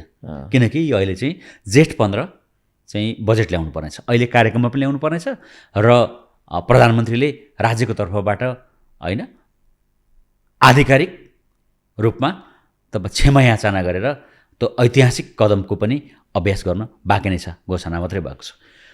त्यस्ता कार्यक्रमहरूमा चाहिँ दलित समुदायको सशक्तिकरण अलिक प्राथमिकतामा छ। छुवाछुत कसुर तथा सजाय ऐन 2068लाई प्रतिस्थापन अथवा संशोधन गर्ने कुरा त यो संसदको बिजनेस नै भयो, त्यो चरणबद्ध आउँछ। हामी 22 गते त भर्खर के अरे सभामुखको निर्वाचन प्रक्रियामा छौँ। यो तातै कुरा हो र संसदीय मूल्य मान्यतालाई अभ्यास गर्दै गर्दा त्यो चाहिँ आजै भोलि नै सरकारले काम गरे जस्तो चाहिँ हुँदैन। जस्तो कानुन छ, कानुनको जगमा टेकेर अहिले जे गरे पनि भइहाल्यो। तर कतिपय कानुन बाधक छ भने, परिणाम दिन नसक्ने खालको छ भने, कानुनमै बाजिएको छ भने, काम गर्न कानुनले अप्ठ्यारो गरेर भोलि सर्वोच्च अदालतले फर्काइदिने खालको स्थिति आयो भने त बडो सुझबुझका साथ काम गर्नुपर्ने हुन्छ। त्यस कारणले हामी सशक्तिकरणका कार्यक्रमलाई अलिक बढी जोड दिन्छौँ र केही सन्देशमूलक कार्यक्रमहरू जसले सशक्तिकरण पनि हुन्छ होइन। जस्तो इम्पावर गर्ने कुराहरूले त सुनमा सुगन्ध भयो, सन्देशमूलक कार्यक्रमहरू पनि आवश्यकता छ। त्यसमा हामी छलफल बहस गरिरहेका छौँ, त्यसको चाहिँ 0 ड्राफ्ट मात्रै भइरहेको छ। ओके, हुन्छ दाइ। अब यो हामीसँग धेरै समय पनि छैन, अब केही समय छ। सार संक्षेपमा चाहिँ जस्तो यो सरकार आइसकेपछि जनस्तरमा जुन खालको आशा एवं अपेक्षा छ त्यो पुरा हुन्छ? पुरा गर्नुपर्छ, पुरा नगरे त धरै छैन। किनकि यो एकथान नियमित चुनावबाट आएको चाहिँ होइन, हामी भुल्नै हुँदैन। मैले अघि पनि थ्याङ्क यू जेनजी भनेको चाहिँ मैले शहीदको रगतलाई सम्झेको, घाइतेलाई सम्झेको होइन। तर चुनौतीको चाङ पनि ठुलो छ नि दाइ। अहिले यो जुन विश्वव्यापी रूपमा जुन भू राजनीतिक प्रभाव नेपालमा परिरहेको ट्रम्पको एउटा चाहिँ नि भाषणले यहाँ तेलको भाउमा उथलपुथल भइरहेछ होइन, त्यसले अर्थतन्त्रका सारा इन्डिकेटर्सहरूमा हानिरहेको जुन अवस्था छ होइन, यो सबै कुरा गर्ने हो भने त चुनौतीको चाङ पनि उत्तिकै छ र चुनौती बिचमै सम्भावना पनि हुन्छ। फेरि विश्वजी हामीलाई नेतृत्व दिनुहोस् भनेर मत अपिल गरेर नेपाली जनताले मत क्रान्ति गरेको जग हामीलाई थाहा छ राम्ररी। 6 महिनादेखि लिएर जेनजी विद्रोह पछाडि मुलुक थिलथिलो छ। त्योभन्दा अगाडि 1 दशकदेखि नेपाललाई दलीय दलपति तन्त्रले हालकाल होइन तहसनस बनाएको जग हो। त्यसकै जगमा त्यो विस्फोट भएको भनेर हामीले विश्लेषण गरिरहँदा हामीले आशा देखाउन आएको, काम पनि गर्न आएको, सुरुवातीदेखि नै निराश हुने फेल हुने छुट छँदै छैन। तपाईँले जतिसुकै चुनौतीको चाङ भने पनि छुटै छैन, यसको विकल्प पनि छैन। र हामीले के थाहा पाउँछौँ भने हामी चाहिँ तन्नम गरिबीको दुष्चक्र भएको 22% बढी नेपाली नागरिक भएको देशमा त्यो तथ्याङ्कमा काम गर्दैछौँ। खर्बको वैदेशिक ऋण होइन, एउटा बच्चा जन्मिने बित्तिकै बेहोर्नु पर्ने अवस्थामा हामीले नेतृत्व गरिरहेको छौँ यो पनि हामीले थाहा छ। खरबौँ खरबको बेरोजुको चाङ पनि छ। तपाईँले अघि चुनौतीको चाङ भने जस्तै त्यो बेरोजुको चाङ पनि टेकेरै हामीले काम गर्नुपर्नेछ। भू राजनीतिक संवेदनशीलतालाई हामीले अनदेखा गरेर अगाडि बढ्न सक्दैनौँ। त्यो धरातलीय यथार्थ हो। त्यसलाई पनि बडो सुझका साथ सन्तुलित भएर नेपाल आमालाई केन्द्र बनाएर उनको अनुहार हेरेर होइन नेपाल राष्ट्रवादलाई छाता बनाएर अगाडि बढ्नुपर्नेछ। तर तपाईँहरू त अमेरिकासँग बढी नजिक हुनुहुन्छ पर्नेछ होइन। अर्को कुरा त्योभन्दा बढी होइन बेरोजगारको ठुलो खाडल छ। व्यथितिलाई थिति बनाउनु पर्नेछ। विभेदको दुश्चक्र यति धेरै छ कि त्यसलाई बाहिर आएकै छैन। यस्तो जगमा मध्यपूर्वको त्यो द्वन्द्वले हाम्रो चुलो चौकामा आधी सिलिन्डर समयमा पुर्याउँदा पनि खुसी हुनुपर्ने अवस्थामा नेपाली जनताको त्वचामा चमक ल्याउने कुरा चान्चुने प्रयासले असम्भव। विशिष्ट प्रयास 24 घण्टामा न्यूनतम 16 घण्टा 18 घण्टा त कामै गर्नुपर्ने दायित्व छ। त्यसलाई हामीले बडो हृदयका साथ यो बुझ्दा बुझ्दै मेहनत सत्प्रयास त्यसको जगमा परिणाम र आशालाई बचाउने आशा जोगाउने नै होइन निराशालाई चिर्ने नै हो। कसैलाई दोष दिएर छुट छैन भन्ने कुरा ऐना हेर्ने हो। फेरि पनि फर्केर 76 जनाभन्दा बढीको अस्ति अगाडि 5 महिना अगाडि त्यो शहादतको रगत सुकेकै छैन।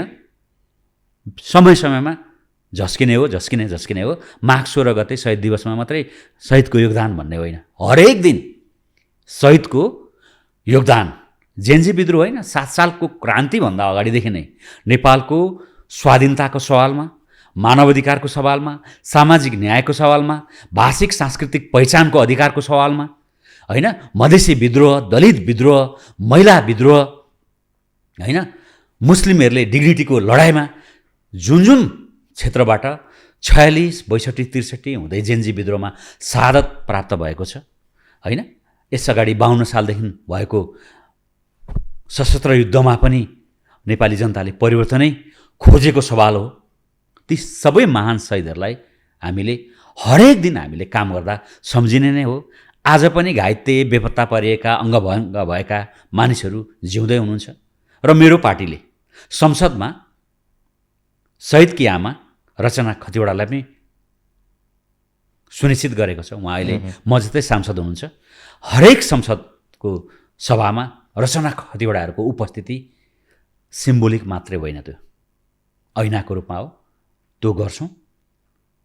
5 वर्षपछि तपाईँलाई बोलाएर यसरी सोद्धाखेरि धेरै परिवर्तन आइसकेको हुन्छ। मलाई त 6 महिना पढे आउनु मन छ।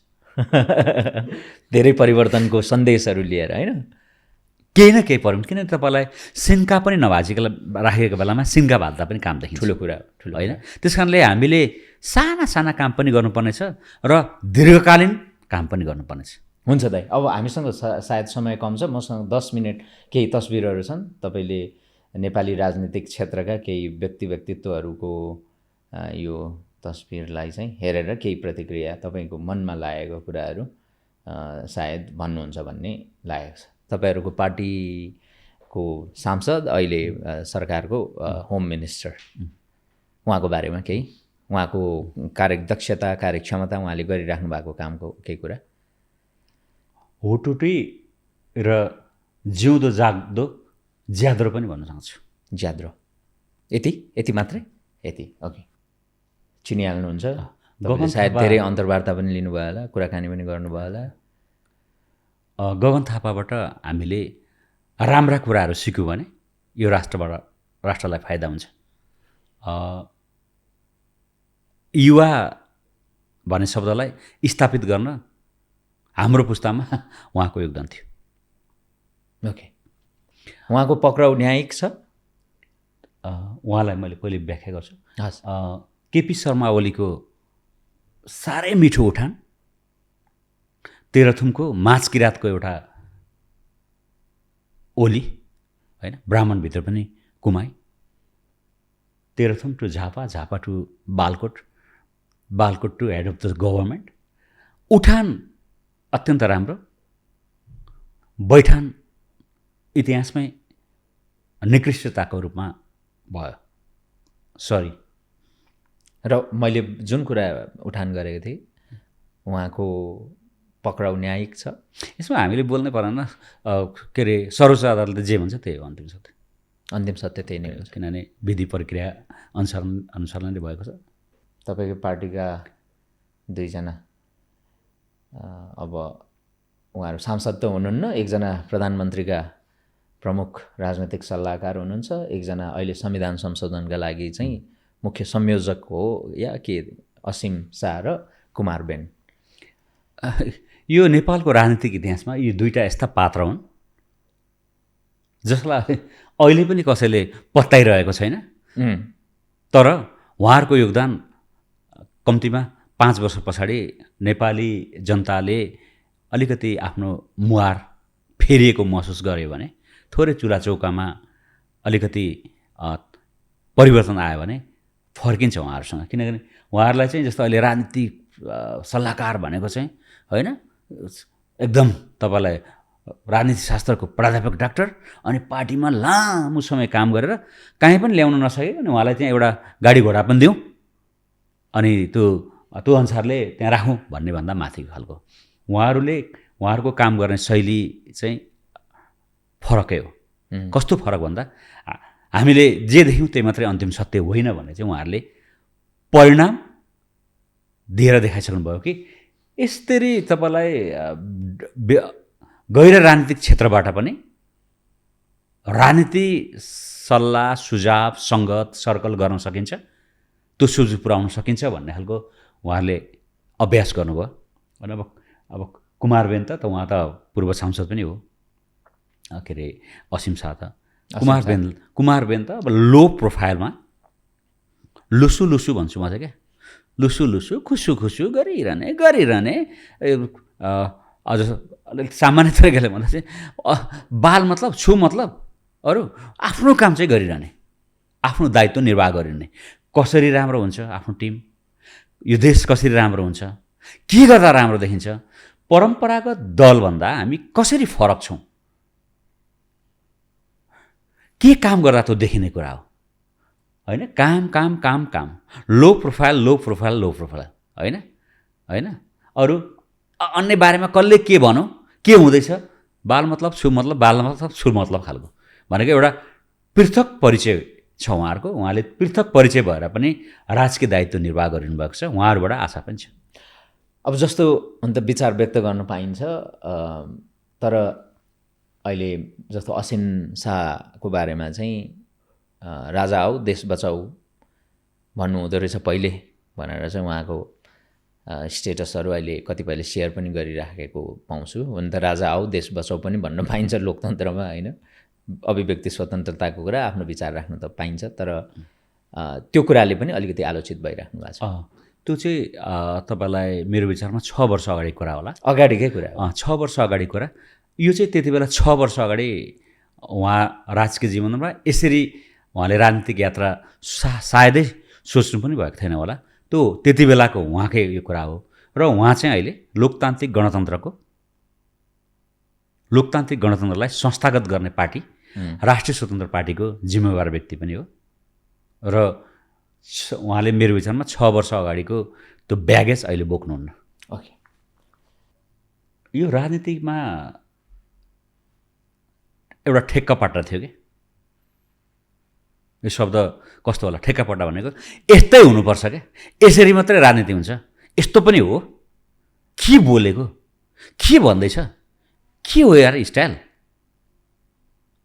भनेर आलोचना गर्न मिल्ने। तर राजकीय हिसाबले हरेक तपाईँलाई कसैले यदि राष्ट्रिय स्वतन्त्र पार्टीका सभापति रवि लामिछानेको राजनीतिक व्यक्तित्व योगदान बारेमा पिएचडी गर्ने इच्छा गर्यो भने मलाई लाग्छ उसको एनालाइसिस र रेफरेन्समा सबैभन्दा बढी यो देशको रूपान्तरण गर्ने हुटुटी नै बढी बढ्छ। भिडियो मात्रै खोजो भने पनि के गर्दा क्या अब उहाँलाई जस्तो लामिछानेको ट्याग लाग्ला होइन, फर्म भरेर जन्मेको होइन होइन ब्राह्मण समुदायमा। उहाँलाई यो देशमा दलित समुदायमाथि निकृष्ट अपराध भएको थियो। म त मैले धेरै कार्यक्रम ल्याइनँ भने होइन, यो बारेमा बोल्नलाई खुला छोड्दिनँ भने र ऐन कानुन गर्दै त्यस्ता सशक्तिकरण कार्यक्रम ल्याइनँ भने मलाई पाप लाग्छ भन्ने खालको हिसाब त बाहिर आएको छ उहाँको कुरा। यो बाहिर आएको छ नि एक। अर्को कुरा, वैकल्पिक राजनीतिमा इतिहासमै 2015 पछाडि दुई त्यही निकट उन्मुख सङ्ख्या लोकप्रिय मतमा 2015 भन्दा बढी मत आर्जन गरेको पार्टीको सभापति, जसले 182 जनाको उपस्थितिमा आफ्नो छताछिल्ला कुराहरू राष्ट्रलाई मात्र केन्द्र बनाएर बोल्छ, आफूलाई केन्द्र बनाउँदैन। तपाईँले यो अब भनिरहँदा धेरै प्रशंसा गर्नुभयो होइन, जस्तो यसलाई प्रशंसा लाग्यो तपाईँलाई? होइन, रियालिटी पनि होइन।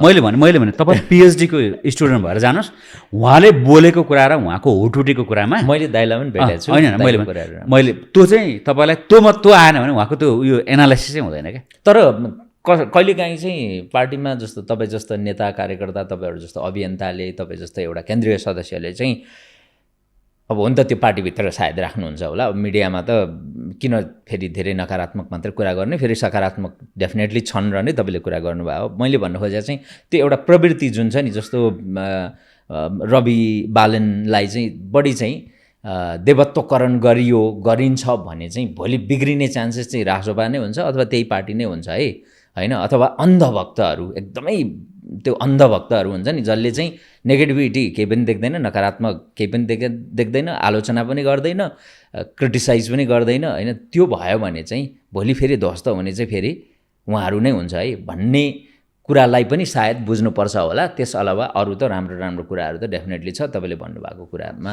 मेरो त्यस्तो असहमति रहन्न दाइ। तपाईँलाई सहमत होइन, तर्कशील भरमा भनौँ, रवि लामिछाने एउटा यस्तो मौरी हो, यस्तो हुटुटी भएको मौरीलाई मार्न बन्दुक चलाइयो। बन्दुक चलाउँदा त्यो बन्दुकले चाहिँ मान्छेको हत्या भयो भनेपछि कुन लेभलको निकृष्ट पूर्वाग्रह थियो भन्ने कुरा चाहिँ नेपाली जनताले मत क्रान्ति गरेर देखाइदिएका छन्।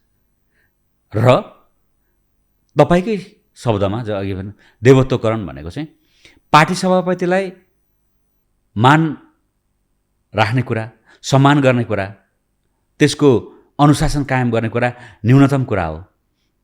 अब रवि लामिछाने राष्ट्रिय स्वतन्त्र पार्टीको पार्टी सभापति मात्रै रहनु भएन नि,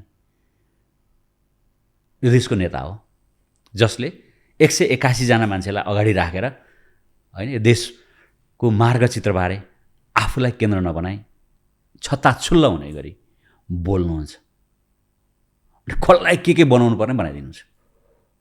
उहाँलाई अहिले पनि त्यो अरूलाई बनाइदिएर होइन क्या, मैले भन्दा होइन के अरे मैले त्यो विधि विधानलाई मानेर सकारात्मक गर्दा अथवा जसलाई ल्याउनु खोज्नु भएको थियो भन्नुहुन्छ साधारण ठाउँमा, उहाँलाई यो देशमा जस्तो इमान जमान क्षमता भएका मान्छेलाई कम्तीमा 500 जना मान्छेको घर घरमा गएर ढोगेरै तपाईँ आएर केही गरौँ न भनेको कुरा त सार्वजनिक भइसकेको छ होइन।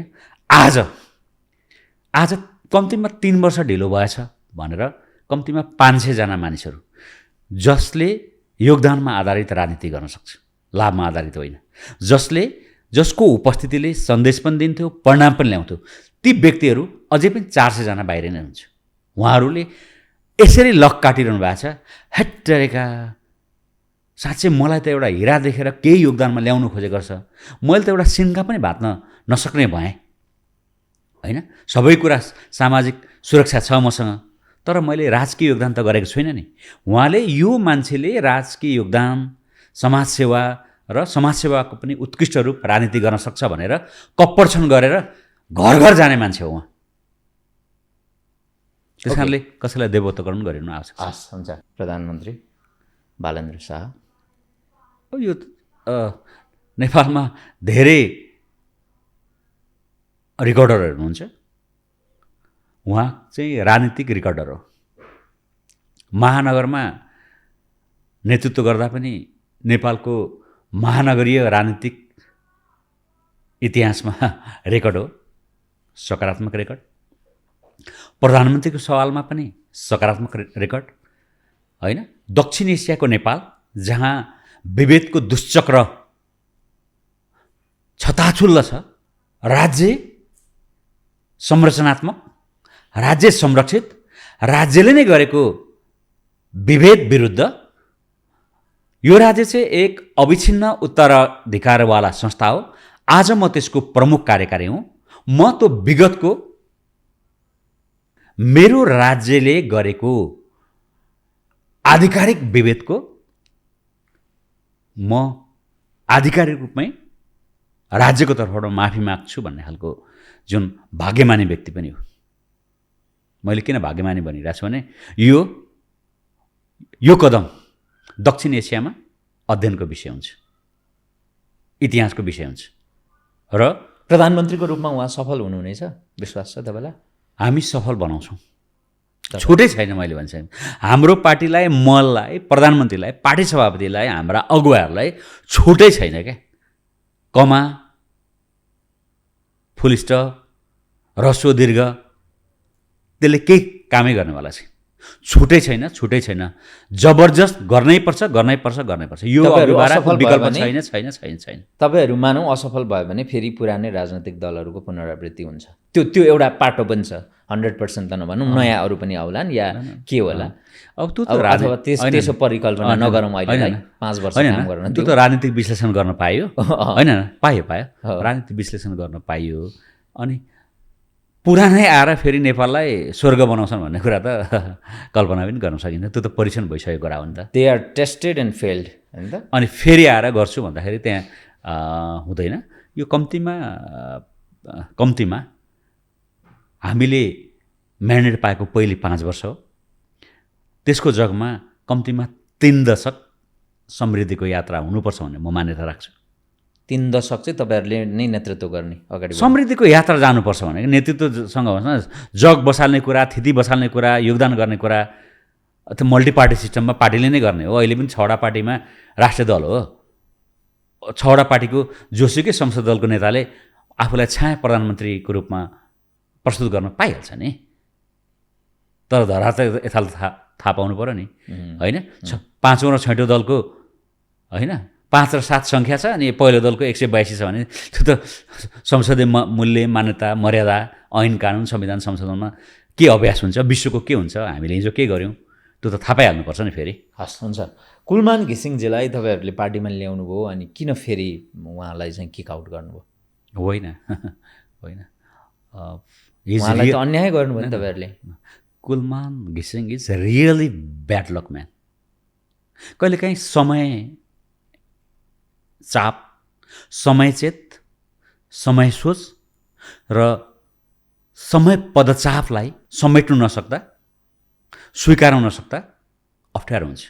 उहाँको गल्ती होइन नि, समयको दोष होइन, समयको दोष पनि यो त समयचेत त जिम्मा त उहाँले लिनुपर्छ नि त।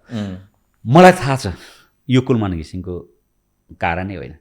कुलमान घिसिङले जसलाई घिसारेर राख्नुभयो कारण त्यहाँ हो क्या। सब अहिले पनि कुलमान उहाँका सल्लाहकारहरू भनौँ न, सल्लाहकार समूह नै भनेर उहाँको जुन एप्रोचै गलत थियो नि त। त्यो सङ्घालेर ल्याएको मान्छे सबैलाई व्यवस्थापन गर्नुपर्छ भन्ने हुँदैन क्या। उहाँ व्यक्ति होइन नि, व्यक्तित्व हो नि त। परिणाम दिइसकेको थियो नि त होइन। र अहिले सबैले मिस गरिरहेको पनि त होला नि त उहाँलाई होइन, व्यक्तित्वको हिसाबले। र उहाँ गलत हुनु न अर्को कोणबाट। नेपालको त संविधानले होइन के अरे मल्टिपार्टी सिस्टमको परिकल्पना गरेको, 2 दलको परिकल्पना गरेको होइन। अहिले हामी 6 दल छौँ। 6 दल पछाडि 7औँ दल त सडकको प्रतिपक्ष पनि त हुनुपर्छ नि। सबै संसदबाट किन प्रतिपक्ष हुनु पऱ्यो? 7औँ दल उहाँले राम्रो बनाउनुहुन्छ, त्यसले हामीलाई रचनात्मक खबरदारी हुन्छ होइन। राम्रा सहकार्य गर्न सकिन्छ भोलि सहकारी एकीकरण ध्रुवीकरणको सवालमा पनि कति टाढो हुन्छ होला र त्यस कारणले उहाँलाई धेरै कोणबाट त्यसरी भनिरहनु आवश्यक छैन। ठ्याक्कै समयचेत र म व्यक्तित्व हुँ भन्ने कुरा कहिलेकाहीँ थाहा पाउनु आवश्यक हुन्छ। मेरो जिल्लावासी गाउँले चिन्जान पनि छ होला? छ, राम्रै छ। मैले उज्जवल थापाको किताब वाइ नेपाल हस्तान्तरण गरेको थिएँ होइन। उहाँ भर्खर नवनिर्वाचित मेयर हुनुहुन्थ्यो। तपाईँको पार्टी र बालेन्द्र शाहलाई र रवि लामिछानेलाई धेरै आलोचना गर्ने विपक्षी दलको नेता पनि हो उहाँ होइन। अब संसदमा उहाँ 5औं स्थानमा हुनुहुन्छ होइन। उहाँले त्यो आफूले नै आर्जन गरेको कुरा हो।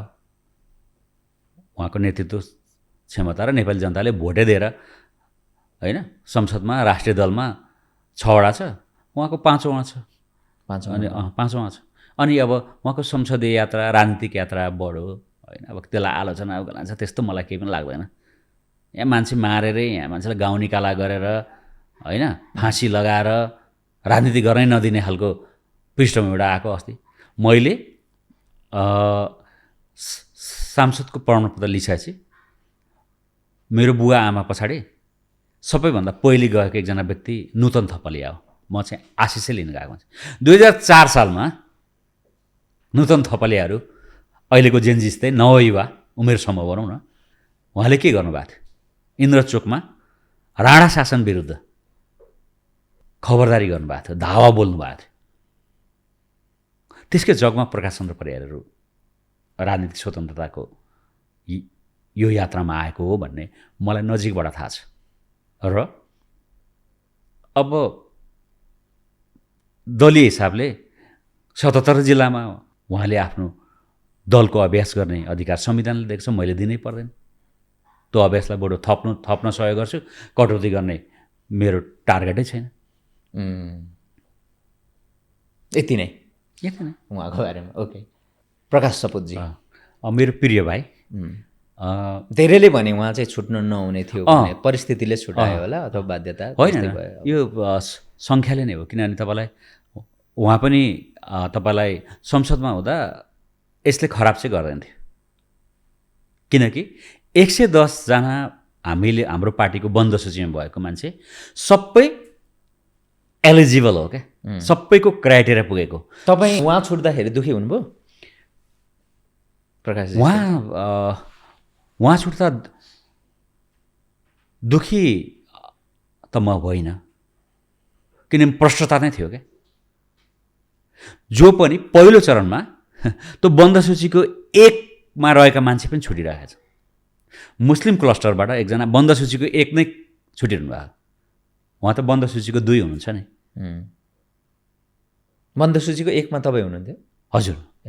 त्यसरी अर्को जहाँ यो तपाईँलाई त्यस्तो भ्रमहरू थियो कि अरूलाई कसलाई बन्द सूचीको चाहिँ प्राथमिकता निर्धारण गर्ने हो क्या भने चाहिँ त्यहाँ 3सम्म आयो। आदिवासी जनजाति क्लस्टरमा 3सम्म आयो क्या। त्यहाँ 4मा 5मा 6मा यति राम्रा मान्छे छन् आदिवासी जनजातिको बन्द सूचीमा, खसारेको बन्द सूचीमा यति राम्रा मान्छे छन्। 3 नम्बरमा रहेको प्रमोद नेउपाने सबै क्राइटेरियाबाट आउने हो। तर 48 जना महिलालाई सुनिश्चित गरेर 48 जना महिलालाई राष्ट्रिय स्वतन्त्र पार्टीको तर्फबाट बन्द सूचीमा रहेका 48 जना महिलालाई सुनिश्चित गरेर बाँकी रहेको 9 जना पुरुषमा 6वटा क्लस्टर मिलाएर ल्याउनु पर्ने खालको थियो। मलाई त होस्टेलमा ऐसै हुन्थ्यो नि सँगै हुँदा होइन। त्यही त अब उहाँको कलाकारिता यात्राले गर्दाखेरि धेरैले चिन्नु भएको हिसाबले अब चोक्टा खान गएको बुढी झोलमा डुबेर मरी भन्ने खालको मान्छेले खिसिटिउरी गरे। तर त्यसमा केही छैन, उहाँले जेमा पनि राम्रो गर्नुहुन्छ। मेरो पनि राम्रो मित्र हो। त्यो खिसिटिउरी त गलत छ। किन गलत छ भन्दा तपाईँलाई उहाँ त कला क्षेत्रबाट आयो नि त। म करियर ओरिएन्टेड पोलिटिक्सबाट आएको। मेरो पृष्ठभूमि social justice, human rights, media होला। न मिडिया हो क्या, न मिडिया हो होइन। तर संसदलाई सुन्दरता बनाउन उद्योग व्यवसायको क्षेत्रबाट, कला साहित्यको क्षेत्रबाट, पत्रकारिताको क्षेत्रबाट, कानुनको क्षेत्रबाट होइन राजनीतिक सामाजिक अभियानकर्ताहरूको क्षेत्रबाट, मिडियाको क्षेत्रबाट, सबै क्षेत्रबाट आएर सुनमा सुगन्ध बनाउने कुरा पनि राम्रो हो। त्यसमा कला क्षेत्रबाट उहाँ सुनिश्चित हुँदा सुनमा सुगन्धै हुन्थ्यो। तर दाइ यो समानुपातिकको मैले बुझेको यसको यो व्यवस्था लागू गर्नुको एउटा मुख्य उद्देश्य चाहिँ साँच्चै नै पिँधमा भएको मान्छेहरू अनि त्यसमा पनि अवसरबाट वञ्चित भएका मान्छेहरूलाई समेट्ने कुरा हो। त्यसमा रासोपा अलिकति चुकेको हो। रासोपा आफैमा यसमा नयाँ अभ्यास गरिरहेको छ। उसको स्थापनादेखि नै खालि विकासको हुटुटीले 1 नम्बरमा छ। विकास समृद्धि सुशासन छ। तर पार्टी भइसकेपछि विकास समृद्धि सुशासनका कुरा आउँदा कस्ता समृद्धि भन्ने कुरा आउँछ। समतामूलक समृद्धि। नेपालको संविधान 2072 छ, मान्ने सिद्धान्तहरू छ, नेपालका विविधताका कुराहरू छन्। त्यसलाई उसले चरणबद्ध आत्मसात गर्दै आएको छ। त्यसमा हामी जस्ता रचनात्मक खबरदारी गर्ने जिम्मेवार मान्छेहरू पनि छन्। हाम्रा कुराहरू सुनिरहेको छ। हाम्रा आवाजहरूलाई दबाइएको छैन र आवाज दबाएर अगाडि बढिँदैन भन्ने कुरा नेतृत्व प्रश्न छ। बरुभन्दा नेतृत्वले आफैले 1 कदम अगाडि लैङ्गिक हिंसाका सवालमा, भाषिक सांस्कृतिक अधिकारका सवालमा, होइन, सामाजिक न्याय, समावेशिता, मानव मर्यादाको सवालमा, दलित अधिकारको सवालमा, होइन, मधेसीलाई मूलधारीकरणको सवालमा, आदिवासी जनजातिलाई अझ संरक्षण गर्ने सवालमा 1 कदम अगाडि बढेर काम गर्ने सिप, शैली, सोच र अभ्यास चरणबद्ध अगाडि बढिरहेको छ। यसले राम्रो परिणाम ल्याउँछ। दाइ अब अन्तिम एउटा छ, यो चाहिँ सानो भिडियो क्लिप छ होला 1 मिनटको। मनुस्मृति, विशेष त मनुस्मृतिमा शूद्रहरूमाथि जुन प्रकारको अन्याय गर्ने कानुन बनाइयो, पशु, शूद्र र ढोललाई जति पिटे पनि हुन्छ भनेर त्यसमा लेखिएको छ। ढोललाई जति पिट्यो त्यति बच्छ, होइन, शूद्रलाई पनि जति पिटे पनि हुन्छ भनेर लेखिएको छ। मैले त्यहाँ तमाम कानुनहरू, सजायका कानुनहरू हेर्दा त्यहाँ धेरै विद्रोहहरू हुन थालेको देखिन्छ। जति जति विद्रोह हुन थाल्यो त्यो विद्रोहलाई दमन नगर्ने हो भने माथि रहेका समूहहरू, जो ब्राह्मण र क्षेत्रीमा रहेका समूहहरूको राज्य ढल्ने, उनीहरूको हालिमुहाली नचल्ने भइसकेपछि राज्यले त्यो विद्रोहीहरूमाथि सजाय गर्ने प्रक्रिया सुरु भयो। सजाय स्वरूप बहिष्करण गर्ने प्रक्रिया सुरु भयो। बहिष्करण भनेको अरूले जुन कुवामा खान्छन् त्यो कुवामा पानी खान नदिने, अरू जस्तो सुगम ठाउँमा बस्छन् त्यहाँ सुगम ठाउँमा बस्न नदिने, हुँदा त्यसलाई छुँदै नछुने। त्यसकारण यो छुवाछुतको सुरुवात जो छ, यो वर्ण व्यवस्थाभित्र छुवाछुतको सुरुवात चाहिँ विद्रोहलाई दमन गर्ने क्रममा सजाय स्वरूप बहिष्करणमा लगिएको प्रक्रिया हो। जसलाई छुवाछुत गर्न थालियो तिनीहरूलाई पञ्चम वर्ण भनेर पनि शास्त्रहरूमा भनिएको छ, चौथो वर्ण बाहेकको अर्को भनेर। यसरी छुवाछुत पनि त्यसभित्र सुरु भयो। अब यो कहिले सुरु भयो भनेर भन्यो भने, छुवाछुत यो वर्ण व्यवस्थामा वा जात व्यवस्थामा छुवाछुत कहिले सुरु भयो भनेर भन्यो भने एकिनसाथ भन्न सकिने तथ्याङ्क त केही पनि छैन। तर 2600 वर्ष अगाडि नै यो नेपालको भूमिसम्म आइसकेको थियो भन्न चाहिँ सकिन्छ। मैले यसमा खालि सार संक्षेपमा सोध्न मात्रै खोजेको चाहिँ के भने, जस्तो धेरै मान्छेले के भन्नुहुन्छ भने शास्त्रमा विभेदको कुरा कहाँ लेखिएको छ भनेर भन्छन् र उहाँले यसमा यो अलि अगाडि के कुरा गर्नुभएको छ भने, जस्तो मनुस्मृतिमा पनि यो कुराहरू चाहिँ उल्लेख गरिएको छ। जस्तो पशुलाई र दलितलाई चाहिँ जति पिटे पनि हुन्छ भन्ने कुरा चाहिँ उहाँले कोट नै गर्नुभएको छ। जति कुटे पनि हुन्छ भन्ने मान्यता थियो अथवा त्यो लेखिएको थियो भन्ने कुरा गर्नुभएको छ। र अब उहाँलाई कतिपयले दक्षिण एसियामै सबैभन्दा प्रखर एउटा बौद्धिक र फिलोसफर पनि भनेर लिनुहुन्छ। यो सन्दर्भमा अब उहाँको बारेमा पनि अलिकति र उहाँले उठाएको एजेन्डाको बारेमा पनि एकदम सार संक्षेपमा अनि सकिहाल्छौँ त हामी। यो नेपाली समाजको पिँधमा रहेका समुदाय, वर्ग र सम्पदाको बारे साह्रै मिहिन ढङ्गले अध्ययन गरेको एकजना अब्बल व्यक्तित्व हो। उहाँसँग ज्ञानको अथाह सागर छ र त्यो ज्ञानको त्यो भण्डार चाहिँ विश्वविद्यालयमा प्राध्यापक डाक्टर लेखेर मात्रै हुँदैन रहेछ भन्ने कुरा चाहिँ उहाँ आफैमा उदाहरण हो क्या। स्व अध्ययन र अध्ययन पनि तथ्य, तर्क र अन्तर्राष्ट्रिय स्तरबाटै जो उहाँले कपर्छन गरेर ल्याउनुहुन्छ। हामी त के भन्छौँ भने विश्वविद्यालय एउटा प्रक्रिया हो, एकदम राम्रो हो, र जीवनको विश्वविद्यालय, अध्ययनको विश्वविद्यालयको जुन सीमितता होइन, त्यसको चाहिँ विशाल आकाश हुन्छ भन्ने खालको आफैमा उदाहरण हो। र कतिपय रिफरेन्सका लागि, कतिपय खास सन्दर्भ प्रसङ्गका लागि होइन, ऐन कानुनको ठ्याक्कै डेटा तथ्य तथ्याङ्कको लागि म जहिले पनि उहाँलाई फलो गर्छु। किनकि समाजशास्त्र बुझ्न कसैलाई आरोप लाएर मात्र चाहिँ हुँदैन है। उहाँले हिजो धर्म संस्कृतिसँग जोडिएको कुरालाई पनि बडो व्याख्या गर्नुभएको छ। तर उहाँको सबैभन्दा राम्रो पाटो भनेको चाहिँ जब जब कानुनमै टेकेर होइन, शास्त्रमा पनि व्याख्या, कानुन पनि बनाएर जुन हामीमाथि अचाक्ली निकृष्ट अमानवीय शासन भयो नि,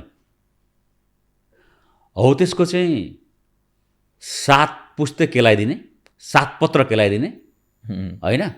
के भनौँ अब तपाईँलाई, चिरफार अपरेसन गर्ने चाहिँ एउटा निकै ठुलो अध्ययन मेहनत चाहिन्छ। त्यो मेहनत उहाँले गर्नुभएको छ। त्यो चाहिँ समाजशास्त्रको कोणबाट नेपाली समाजलाई छुट्टै ऐना बनाउँदा उहाँको रिफरेन्स पहिलो प्राथमिकतामै पर्छ। ओके, थ्याङ्क यू दाइ, आइदिनु भयो, एकदमै खुसी लाग्यो। र अब यहाँको सदनको यात्रा एकदमै सुखद रहोस्, शुभकामना छ। र समय पनि दिनुभयो, यसको लागि पनि धेरै धेरै धन्यवाद छ दाइ। र तपाईँको अनुभव, तपाईँको विज्ञता, तपाईँको ज्ञान, सबै कुराहरू सदनमा पक्कै पनि प्रस्तुत हुनेछ। आइदिनु भएको छ। हामीसँग एउटा नेपाली प्रडक्ट छ, वार्म ओइल, जसले चाहिँ तपाईँलाई कुदाकुद गर्दा, थकान हुँदाखेरि एकदमै काम लाग्छ। यो चाहिँ वार्म ओइल छ, मसाज तेल छ। तपाईँले यसलाई एकदम राम्रो ढङ्गले सदुपयोग गरेर यसको फिडब्याक पनि दिनु होला दाइ। धन्यवाद। हुन्छ, यहाँको समयको लागि धेरै धन्यवाद छ। धन्यवाद।